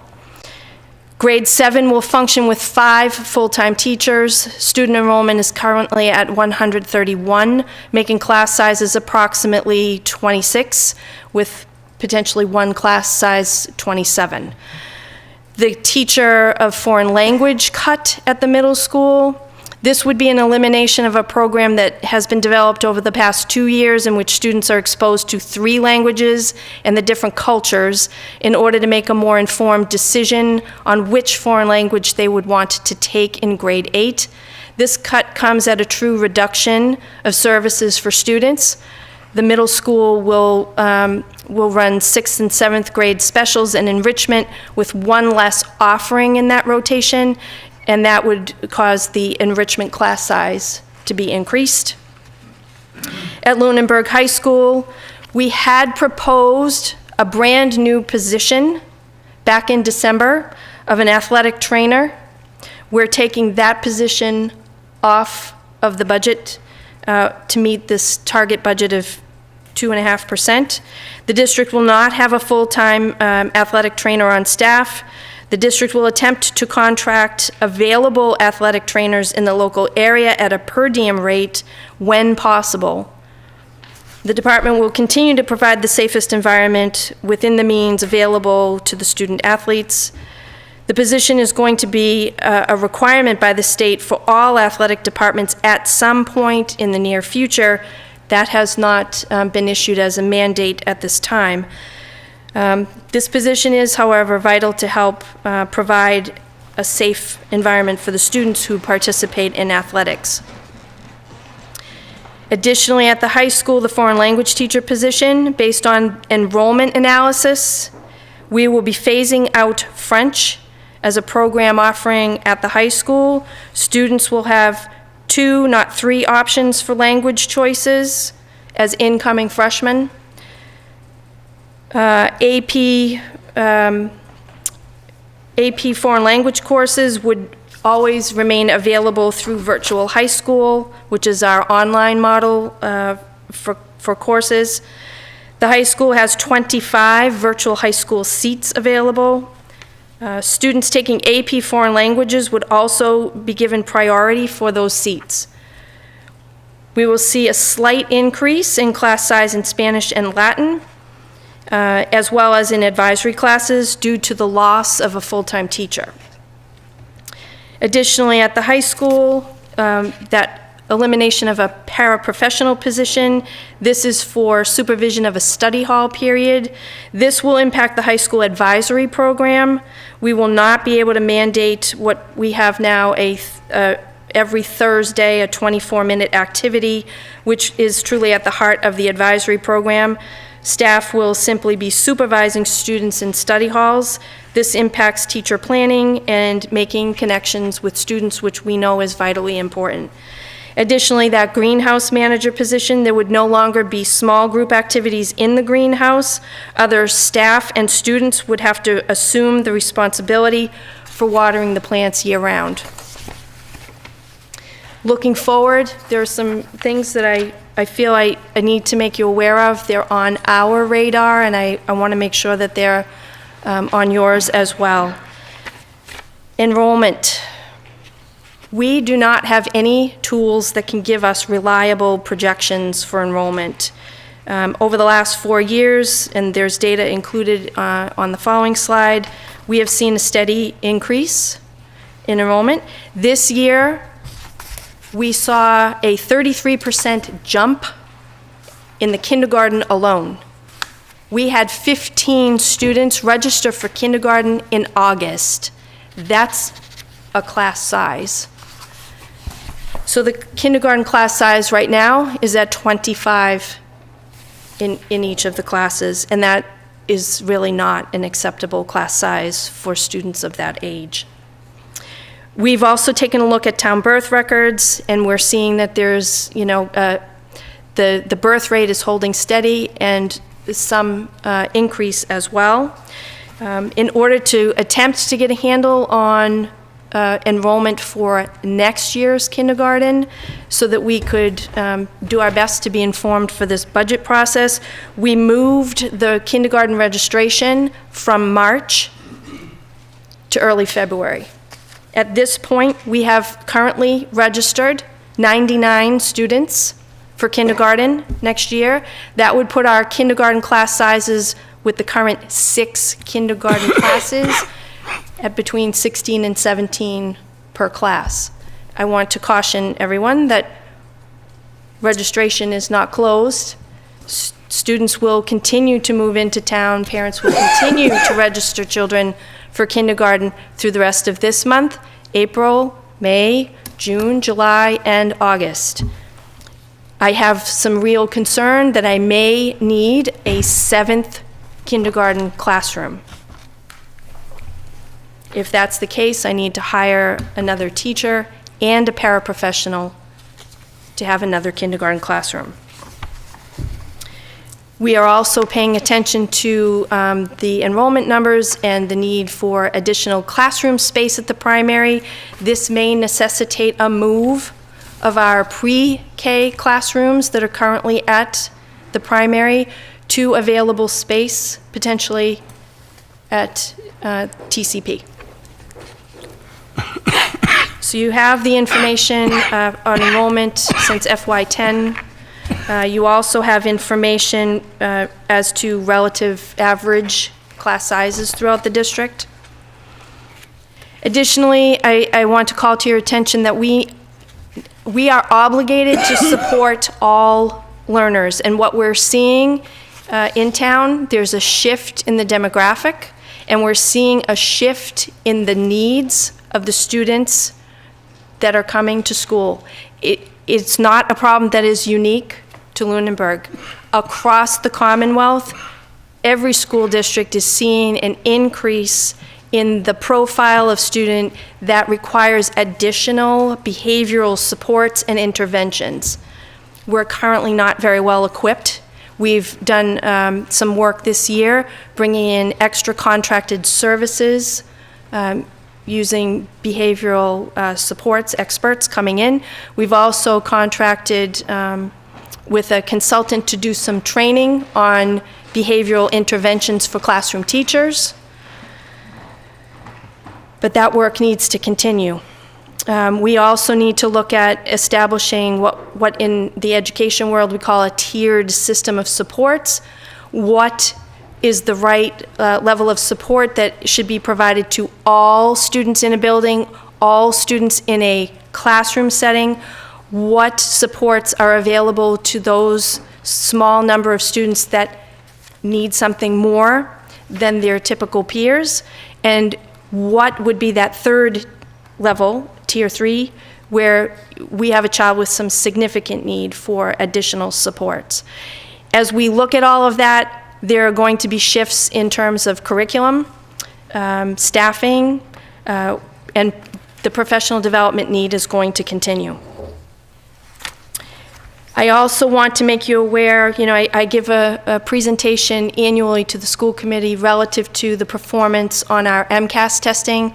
There's a snippet here just to give you some of the data that justifies the fact that we do have to spend some time focusing on how to better meet the needs of all of our learners. You can see the accountability report. Once upon a time, schools were rated as a level 1 school, a level 2 school, 3, 4, 5. That has shifted. Now they put you into a couple of categories. One, not requiring assistance or intervention, and the other, requiring assistance or intervention. And there are subcategories within those categories. Right now, as a district and each school, we are not requiring assistance or intervention, but if you take a look at other data points that we gather from our MCAS results, you can see that overall the district is only 59% meeting targets, so we're partially meeting targets. You can see that that's the case for each of the schools individually as well. Some are closer to meeting that 75% threshold that you have to hit to be considered making your target. Additionally, that last column provides for you comparative data, how our schools are stacking up in comparison to similarly structured schools. This is a percentile ranking, so the higher your number, the better position you have. So we do have some work to do in regard to all of these benchmarks. The next slide, you can see the next couple of slides. I pulled in some highlights. It's not important to go over each of these individually. The point I'm trying to make here is that those red point figures, that's the percentage by which we are underperforming the state average in those particular areas for those particular grades. Where you see plus figures, those are not positive. We're seeing an increase, as an example, in grade 7 For the all students category, we're seeing an increase of 6% more students now as compared to the prior year not meeting standards. With our students with disabilities subgroup, we've seen an increase in the one last year of 39% more students in the not meeting standards category. And you can see that we have similar figures for the math as well. So we have some work that we need to do. Instructional technology is a component of the district strategic plan. This is a tool that's necessary for so many functions, not only for our teachers as professionals, but also for our students as learners. It's important for us to be able to provide job-embedded professional development for classroom support to help teachers transition the way they work in the classroom delivering instruction. Additionally, we've seen a move to a one-to-one initiative. So currently, our grade 8, 9, 10, 11, and 12, all of those students have their own device. That's a fantastic model. It's been extraordinarily successful. But as we increase the number of students working with one-to-one devices and we bring more devices in district for use with students, we have additional need for tech support. So far, we've been able to handle everything with the technology positions that we have currently, but I just wanted to put it on the radar that as we move further down the road with technology in our classrooms, that may be a real need as well. As I mentioned previously, we are looking to, in alignment with the strategic plan goals, expand our athletic program offering at the middle school level, and there are costs there in terms of coaches, advisors, transportation, and other fees for our students to play. So a lot of ground just covered. And I'm sure you have questions. So I'm going to move back to the table, because some of the questions may be better handled by members of the leadership team if they're very specific to a school, or by our finance director. Okay? Fine. Thank you very much, Dr. Bruno. Questions? I have one. Did you say that you have a grant that you're trying to get to pay for a salary? When we're on this slide. So we have Title I funding. It's an entitlement grant. We all get the grant. We have to write a proposal for how we spend the money, but every year we are provided an allotted amount of funds through Title I. We have been advised that we will see a $30,000 reduction to the title money that we, compared to the title money that we received this year. So I'm going to have to take a look to see what actually comes in July. Sometimes they warn us that there are cuts coming, and then the cuts aren't as severe as they caution that they will be. We prepare based on the information that they provide us. So we're acting now based on the notion that we will see a reduction of $30,000 in that grant line. But we'll see in July. And if there's a way possible to fund that literacy coach position, even if it's a part-time funding, we're going to look at that. Yep. Anyone else? Dr. Bruno, I have one.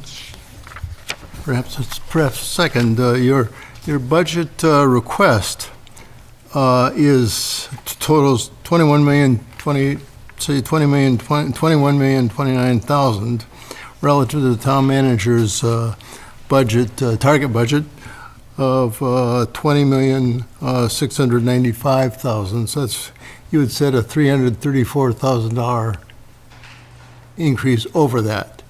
Yep. You made a very compelling reason why you're asking for the additional money. The question is simply, if the additional money is not forthcoming, how you would make adjustments to your plans to accommodate the town's ability to pay. So you see the budget cuts that were proposed, and Yep. you see the impacts. Some of the impact means that my administrative team is going to be picking up some of the responsibility Yep. for areas that have been cut. Additionally, the greatest impact you'll see is some shift and increase in class size at the high school for some of our courses, such as our advisory program, our foreign language classes, all foreign language classes, et cetera. I guess I asked the question poorly. Could you tell me what the consequences are, and is there a way to mitigate the consequences of those reductions in, say, staff positions under your plan? Is there a way to mitigate the effects without increasing the budget? We spent hours and hours, literally, multiple meeting sessions, 4 hours, poring over the options. And the choices that you see presented before you this evening are the options that have the least impact to students. There were other options that we looked at that would have had a greater impact on students. So this is the best that we can move forward at this time with the least amount of negative impact for our students. There's really not any good way to mitigate what you see in those impact statements. Okay. I can't find the slide, but I did note that you talked about a program of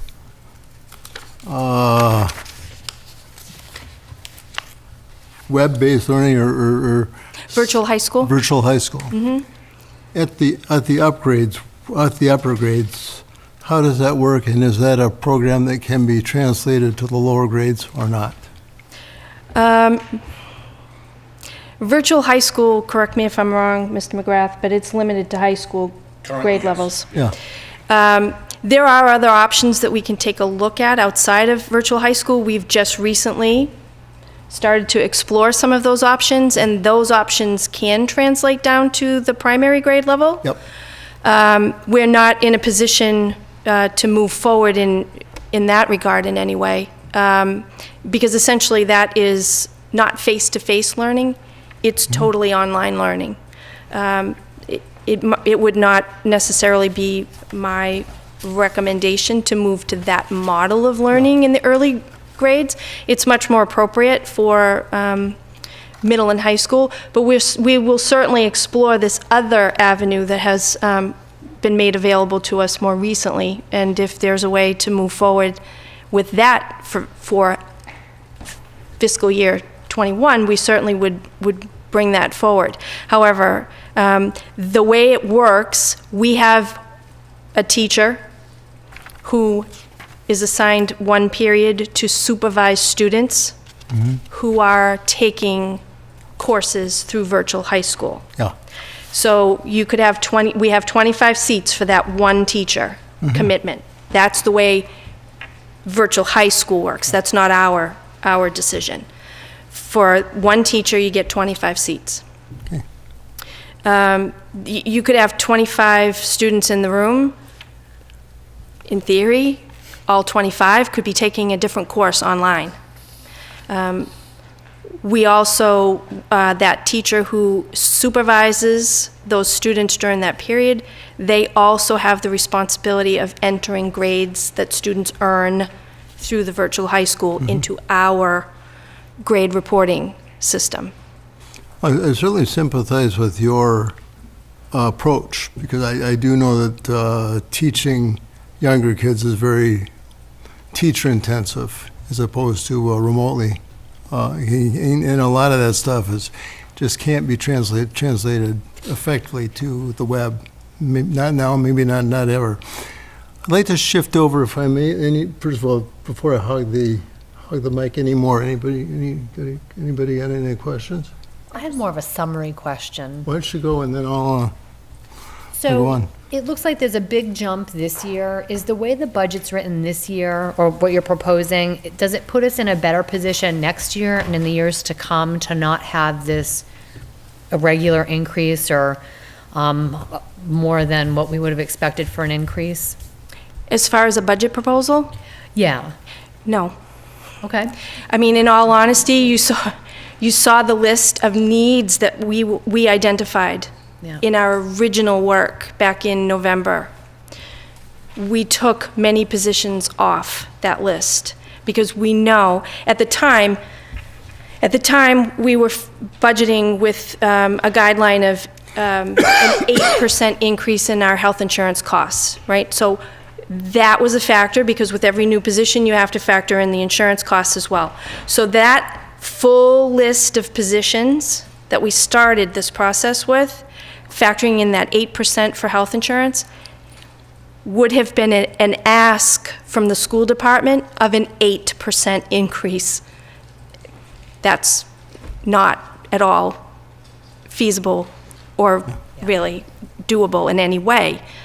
So that's when we prioritized that list. What do we have to have for next year? As an example, on that have-to-have list is a first grade teacher. I currently have 5 first grade teachers. I currently have 6 kindergarten teachers with class size of 25 each.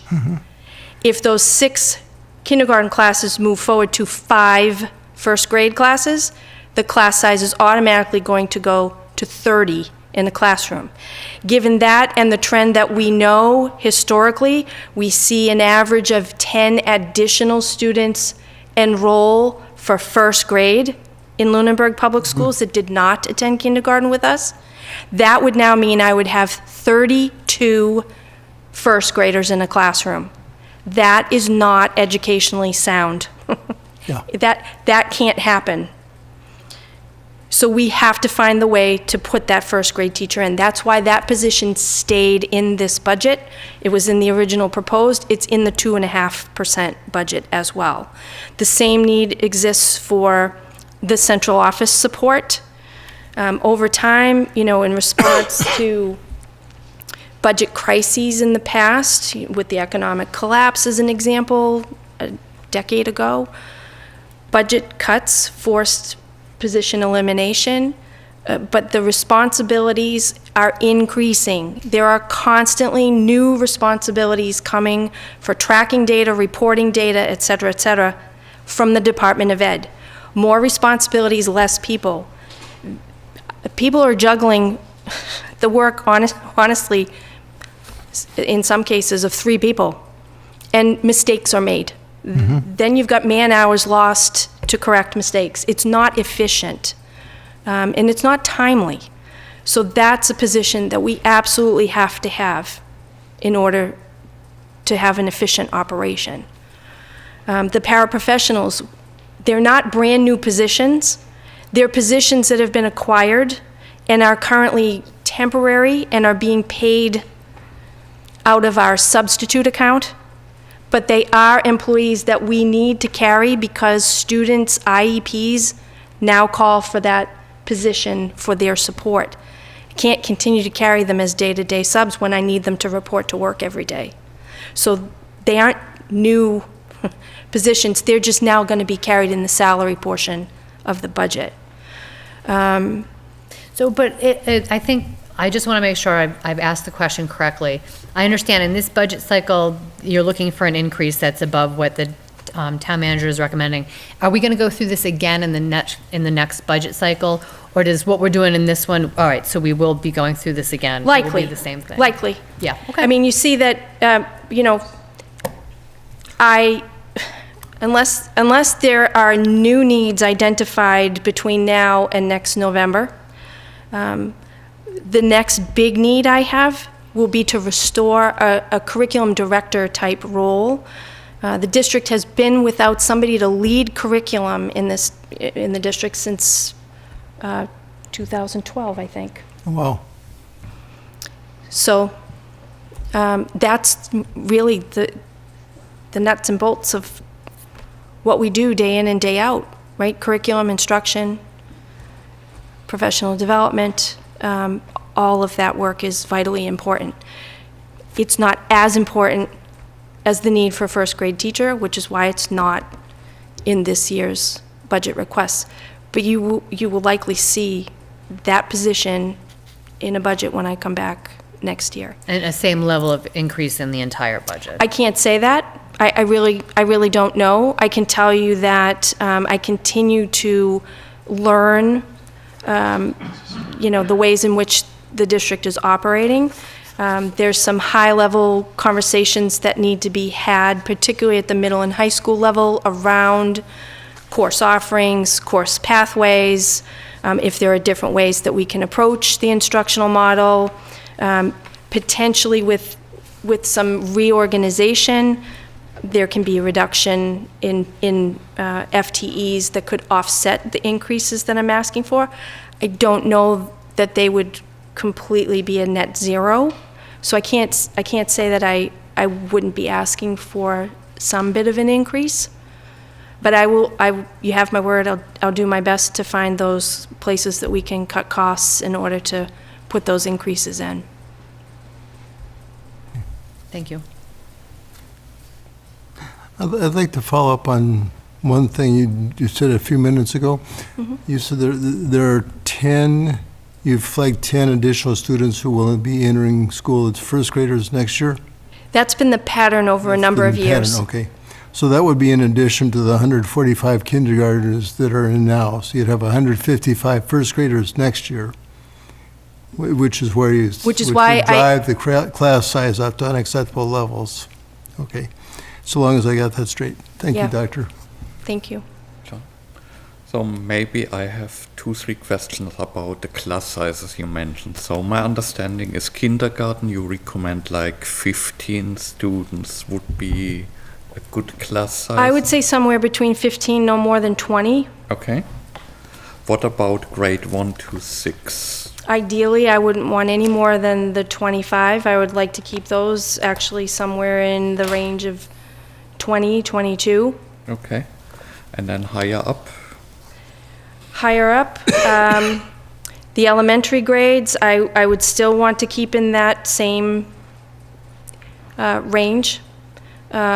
Even middle school, I would not want to see above 25. I think that being a high school teacher myself, the best place if we have to increase class size is the high school. Okay, thank you. Any other questions? I have a question, but it's actually for Heather. Oh, no. Town manager, sorry. Tell me. Sorry. The 2.5% that you recommend, is that because it's in the charter that way that we can't go voted on that we can't go above 2.5% for? No, starting in December when the budgets are sent out, Yeah. Departments were sent target budgets, and that was all to balance the budget at that point in time with the revenues that we knew that we projected at that time. Any other questions, or shall I open up the questions to the audience? Okay. Anybody in the audience have a question, please come up to the mic. You can always count on Carl. Carl Luck, 50 Sunset Lane. I just have one comment, which is thank you very much. That was a really good and informative, meat and potato presentation. I appreciate that, and I have a good feeling that your team is working pretty hard at trying to help us all get this job done as best we can within the constraints, so thank you for that. I only have one question, which is not so much relative to the school's budget, but impact upon the towns, particularly the OPEB. It's hard to figure out, of the ads, how many new ads are there with full benefits?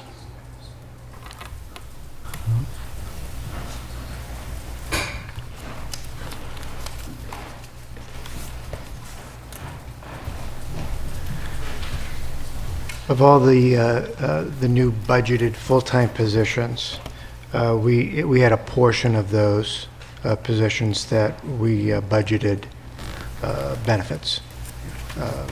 So just knowing the percentage of paraprofessionals that take our insurance, I applied that to the number of new positions, and I believe the new teacher, I automatically applied a full-time, some insurance to that person.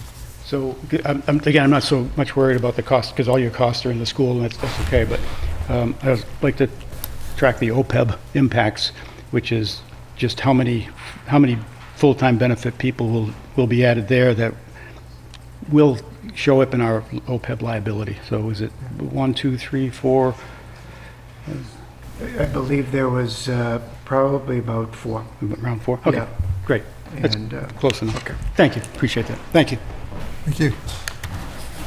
Anyone else? Going once? And twice? All right, let's move on.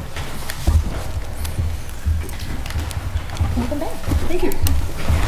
Thank you, Dr. Burnham. Thank you very much. Thank you.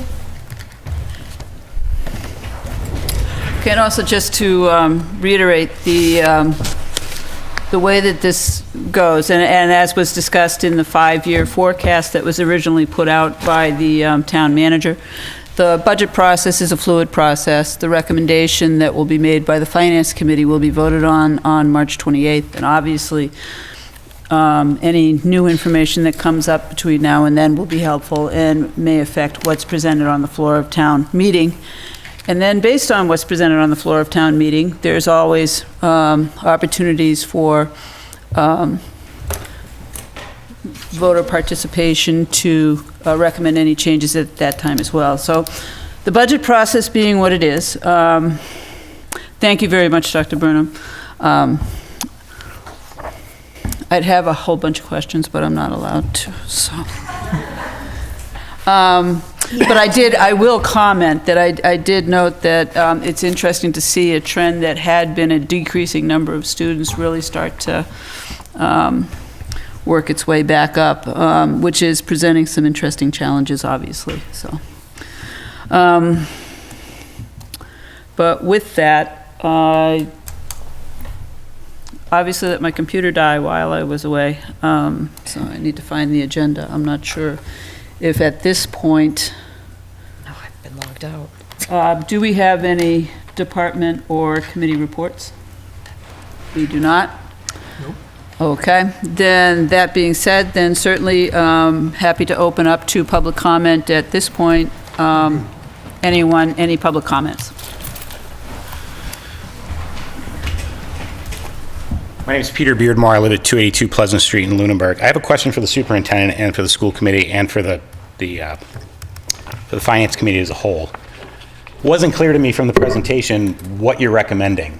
I understand that the town manager wrote a letter on the 12th, and she expressed that that information came out in December, was reiterated in January. The 2.5 number has been kicked around now for several months. We have a 4-point-X number, and we have a 2.5 number. Which number is the recommendation of the superintendent and the school committee today?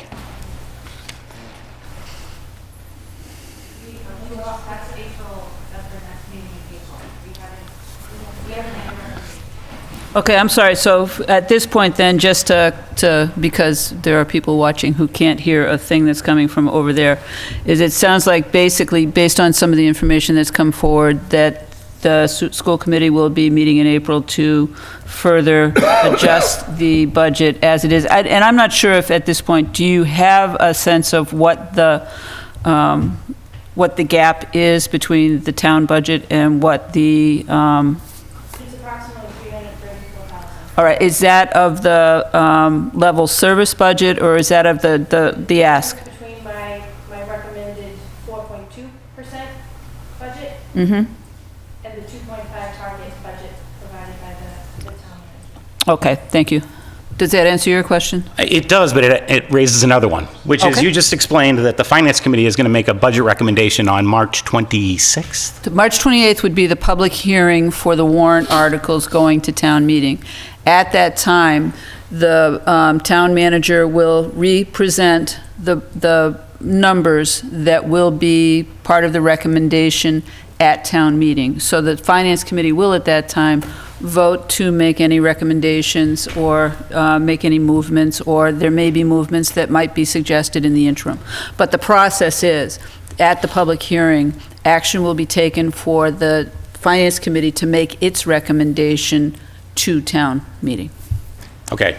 Maybe I'm the only person in the room who sees things a little bit out of sorts here in terms of order. So is it appropriate for the town manager and the Finance Committee to make a recommendation on the warrant budget without a recommendation on the school department budget from the school committee and the superintendent? Because so far, we don't have one. We have an explanation of line items, but we don't have a recommendation on a budget.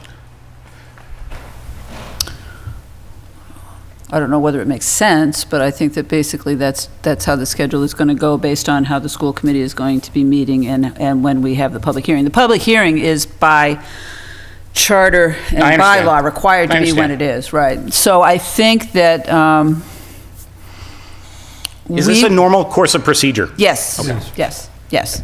Whether or not they've had their additional recommendations prior to our public hearing, that might have changed over time, but basically, the procedure, the way it does go is, and again, there's going to be meetings between the schools and the town manager going right up until that night. So- I understand that. I'm Okay. fairly familiar with the process, although I find this one in particular a little bit concerning. Somewhat to do with the schedule of events as they have occurred over the course of the last several months. The school department explained that of their goals that the school committee has laid forward, the last one is communication and collaboration. And it sounds like there's been a lot of communication and collaboration amongst the school department, the individual members of the school committee, and the administration. But there hasn't been a lot of communication and collaboration with the public and the parents about the effects of a 2.5% budget. That's fairly new information. It was published in a letter from the town manager on the 12th of February. There was a rumor that came out the weekend before last that foreign language and extracurricular activities were about to be cut in the school department, and that was discussed openly at a school committee meeting, I believe, for the first time last Wednesday. So there hasn't been a real discussion amongst the parents and the community at large about the effects of what's going to happen in this town when this funding decision takes place. We're looking at a new assistant town manager. We're looking at a new operations person in the school department. We have a Lunenburg Middle High School that has 2 principals in it, and I believe 5 gym teachers. And we're cutting a foreign language program. We're going to have 1 spoken language in the Lunenburg schools, no language in the middle school, no after-school extracurricular activities in the high school. And I believe that this needs some scrutiny. And I think it needs some leadership on the part of the school committee to go out there and fight for more money. 7% in one department, 9% in another department, 11% in another department. Why is the school, and I understand the numbers are bigger in the school department, but why are we not talking about going out and finding more money above that 2.5%? Thank you. Okay, thank you. Mr. Alonso. Madam Chairman. Tom Alonso, 284 Lancaster Avenue. So first, a couple notes. It would be very helpful at these meetings that the public would have some handouts of something that's half the budget, actually any of the presentations. So not having any handout to follow except the slide presentation, to have nothing go home with, write things on, puts people at a very severe disadvantage. So I would encourage people to change that next year in your budget process. On one of the slides, I thought I saw from the superintendent something about level service funding, a level service budget. I don't know, I've asked and I have not really gotten a response if there is such a thing from the school department as a level service budget. Was one presented? Because I saw one item of one slide that you didn't touch on that I'd like to start with. You'd like to know what a level service budget is from one year to another. That's number 2. And then the last comment would just be, and I can get that answer from them, is that I think a lot of the things that I heard from the school department at the school committee meeting last week have a lot to do with curriculum that I agree with the previous speaker. You would think that would involve a lot more of the parents. As somebody who doesn't have children in the school or children at all, I'm still kind of very concerned that curriculum choices such as the reduction of one spoken language, like that was the one that was probably the most startling at the school committee meeting last week. In a school department and a school district that really prides itself on being out there and teaching a broad range of subjects in a broad range of not just sciences and maths, but the arts and languages and culture as well. That struck me. You would think that reductions of that type would be discussed really early on and have a lot of input from all players, not just within the school committee and the school department. So just 3 comments to take to consider. And I'll take the answer to my other question about level service from my seat. Okay, Thanks. thank you. Dr. Burnham, would you like to address that? So as a point of clarification, it's not that there will be no clubs at the high school. We will likely have to reduce the number of clubs that are offered at the high school, but there will still be clubs running. Additionally, we are not eliminating down to one language offering. Next year, there will still be a French offering for students currently in the French track. They will be able to continue to advance that track as far as they would like to take it, including all the way to AP French. We will still have an offering of Spanish and Latin, and our Latin program has really, we've seen an increase in the registrations for our Latin offering, which is why currently it's a stronger area of interest for our students. Again, it's not that we're wishing to eliminate curriculum options. We're going to gradually phase this out. We'll follow the students who are in it. I'm open to having discussions about perhaps retaining French 1 and French 2, but nothing beyond that eventually. We just cannot sustain the 3 languages that are currently being offered based on student interest and registration for the courses. As far as the level service budget, we didn't get down into the details of that, because essentially that means we keep exactly what we have and nothing more. That percentage increase, quite frankly, is currently below the 2.5 target. So to have a discussion around the level service budget, it doesn't make sense. It doesn't give us what we need. Quite honestly, the target budget will give us more of what we need. But even to hit that target budget, to get the additional positions that are needed, we have to make an adjustment and we have to make reductions elsewhere. And there's just not enough room in supply lines and other expenses to recover that kind of a gap over $300,000. The operational budgets, honestly, are very lean. Mm-hmm. They're very lean. We don't have a lot of wiggle room. Quite honestly, I'm a little bit nervous about what to anticipate for that kindergarten enrollment. Yep. If we need that 7th kindergarten classroom, it's not in this budget.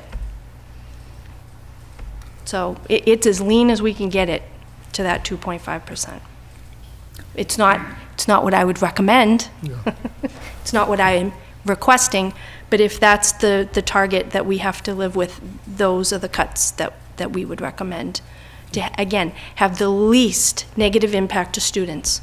They will still have curriculum offerings. They will still have activities. We are not cutting athletics. We are not cutting the arts. Mm-hmm. We're just scaling down in one language. That's it. But still, they have choices. Chair, may I ask a question? Yes. Thank you. Dr. Burnham, sorry. You're scaling down to Latin and Spanish. am I under the impression that that's one teacher that does both? I have a high schooler, so I don't get all the information all the time correct, but So this Trying to is understand it. the nature of things that get a little tricky. We have some teachers, foreign language teachers, who have licenses in multiple languages. okay. It's one of those areas where if you're a high school teacher of math, you have a math license. You don't have an Algebra 1 license, a geometry license, a calculus license. In the foreign languages, you have to be licensed in a particular language. We have some who have multiple licenses. They could teach French and Spanish. We have one teacher that's licensed in Latin. So we have to put licensed teachers in front of students. So I can't say exactly, the teacher who's being reduced is I don't know. I don't is a know the French names teacher. But my son basically made it seem that you have one teacher that does Spanish and Latin, and that's like all that the high school was getting. And so I just wanted to clarify that there's more teachers. Well, I also heard a Yes. rumor that next year we will be teaching Chinese I at also the heard that. at the 8th grade level, and I can tell you right now that that is not true. Thank you. I'm sorry, we have public comment? Oh, Jessica Beardmore. I live at 10 Sandy Cove Road in Lunenburg since 2002. I'm the current French teacher at the high school. I have to apologize, this may or may not be the forum for this, but I also feel a lot of angst. I'm distressed at what's happening, and I said it at the school committee meeting. I'm going to say it here, and I'm going to keep saying it because I don't feel as if it's being conveyed enough. It's not just what I feel, but it's what my current students feel, and it's what my past students feel when they discovered that my program, our program in Lunenburg, which has been in Lunenburg for decades and decades and decades, is being dismantled. Are their numbers lower? Yes, they are. And I was talking to somebody else recently who's a longtime Lunenburg resident, and I mentioned she hadn't heard about it. I said, yes, it's being phased out. And she said, oh, that's terrible. I went to Acton schools and I took Russian, and my senior year I had a class of 4, and we just had the most amazing experience in this Russian class of 4. I realize there are incredible budgetary demands being made at the lower levels. I'm not saying that those should not be met. It's absurd to have a class of 30 first graders in the same room. I don't know how money can be changed and reallocated, but I am going to say a few things about not just the foreign language program, but some things that are being affected that have made a huge difference to kids. The first of which is advisory. We instituted that for the purpose of our accreditation through NEASC because we needed to address the social emotional needs of our students. It has been a wonderful experience in most advisories, and we're coming up for an accreditation process, and we're going to take that away, which we had put in place specifically to satisfy the demands of the NEASC committee. In the goals that we put up at the beginning of the Lunenburg Public Schools, we want to offer a well-rounded education that should include choices for students. And I have a problem with looking at languages and saying, because it's not the most popular, we should take it away. Because when you're a child, as any parent would know, your students, your kids have certain interests, and you want to try to expose them to as many things as possible so they can grow in directions maybe they had never considered. And by offering 3 languages, students get that possibility. They can grow in ways that they had never expected. And to look at French numbers and just say they're the lowest numbers, so that program should go because it's not popular, it's devaluing to the kids' experiences that have happened for years and years and years. The schools need more money. I think it's a program that should be preserved. It's been here for decades. We're losing a foreign language teacher she's a full-time Spanish teacher. She's from Uruguay. She's a native speaker. She's young, she's energetic, she's fantastic. And we're losing her, and we're gonna increase class sizes in all Spanish classes. These kinds of cuts, it may be numerically, they have a small impact, but they have a ripple effect. It's gonna decimate our program. We're going to have 2 languages, one of which is spoken. Okay, so Latin numbers are growing. That's fantastic. But I'm sorry, it's a different kind of a skill to read Latin and to translate Latin, but try speaking it. That's a skill, the skill that's valuable. I'm not saying that should go away either. I don't think anything should go away. But these are skills that are extremely important to what a well-rounded student should be. And we should be the district that preserves these kinds of choices for our kids because they've made a difference to them, and they continue to. My students are very upset about these decisions. Thank you. Thank you.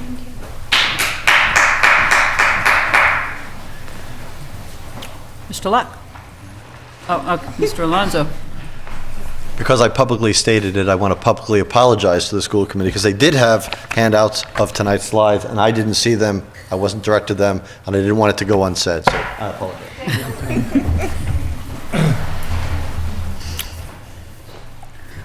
Carl Luck, 50 Sunset Lane. I'd just like to go back to my starting public comment and formally request a copy of at least the town's budget with expenses to date on the line items. I got to believe that exists somewhere, and I would like to request a copy of that for the town's budget at least. I'm sorry, I should have mentioned when I first came up that I just had that conversation with Karen while I was in exile, and she's going to be posting that on the website.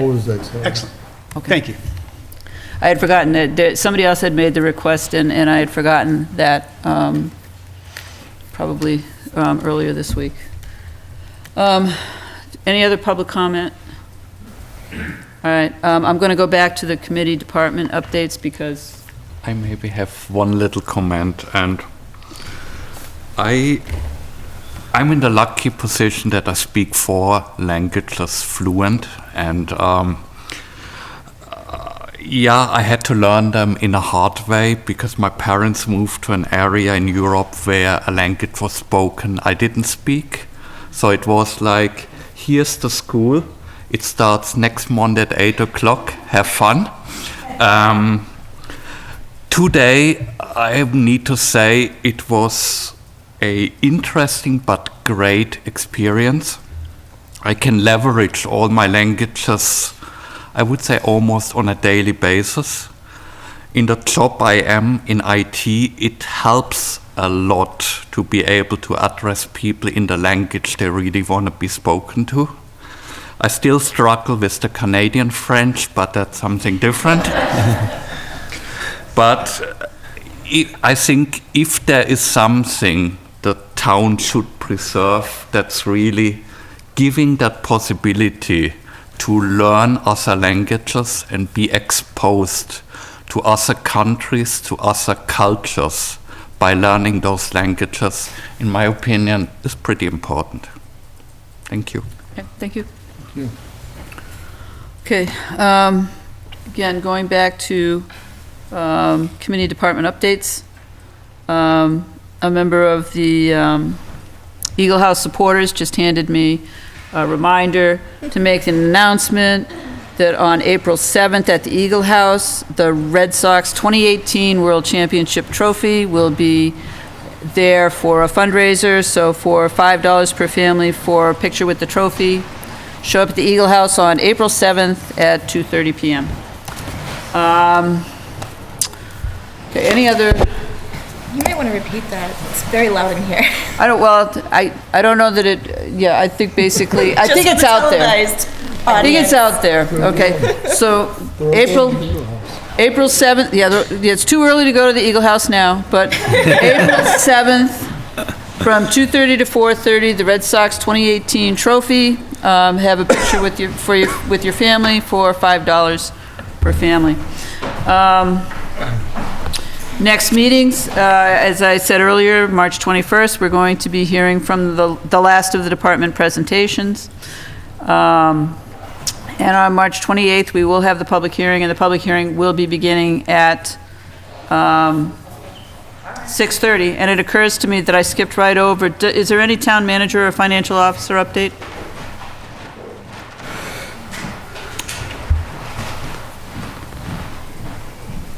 Just to reiterate again that, like you said, the budget's a fluid process.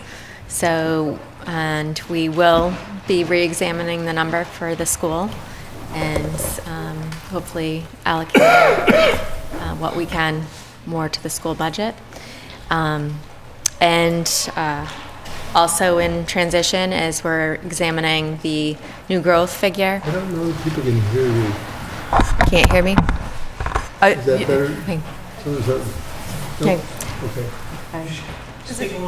Okay, so we're also, I was saying, the budget's a fluid process, and we will be re-examining the school budget number and allocating what we can to that budget.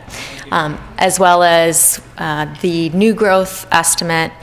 I spoke with someone from the regional assessing firm today. The estimate being used for real estate new growth is 300,000. So I'm going to speak to her tomorrow, and we'll look at the personal property aspect of new growth, because our total estimate is 375 for new growth for next year's budget. So if we need to adjust that, we'll do it as soon as possible, so we have, you know, our figures as accurate as possible. Okay, thank you. Okay, if there's no other comment, and if people, I'm happy to entertain a motion. I'll second. All in favor? Aye. Aye. Thank you. Thank you very much. Thank you.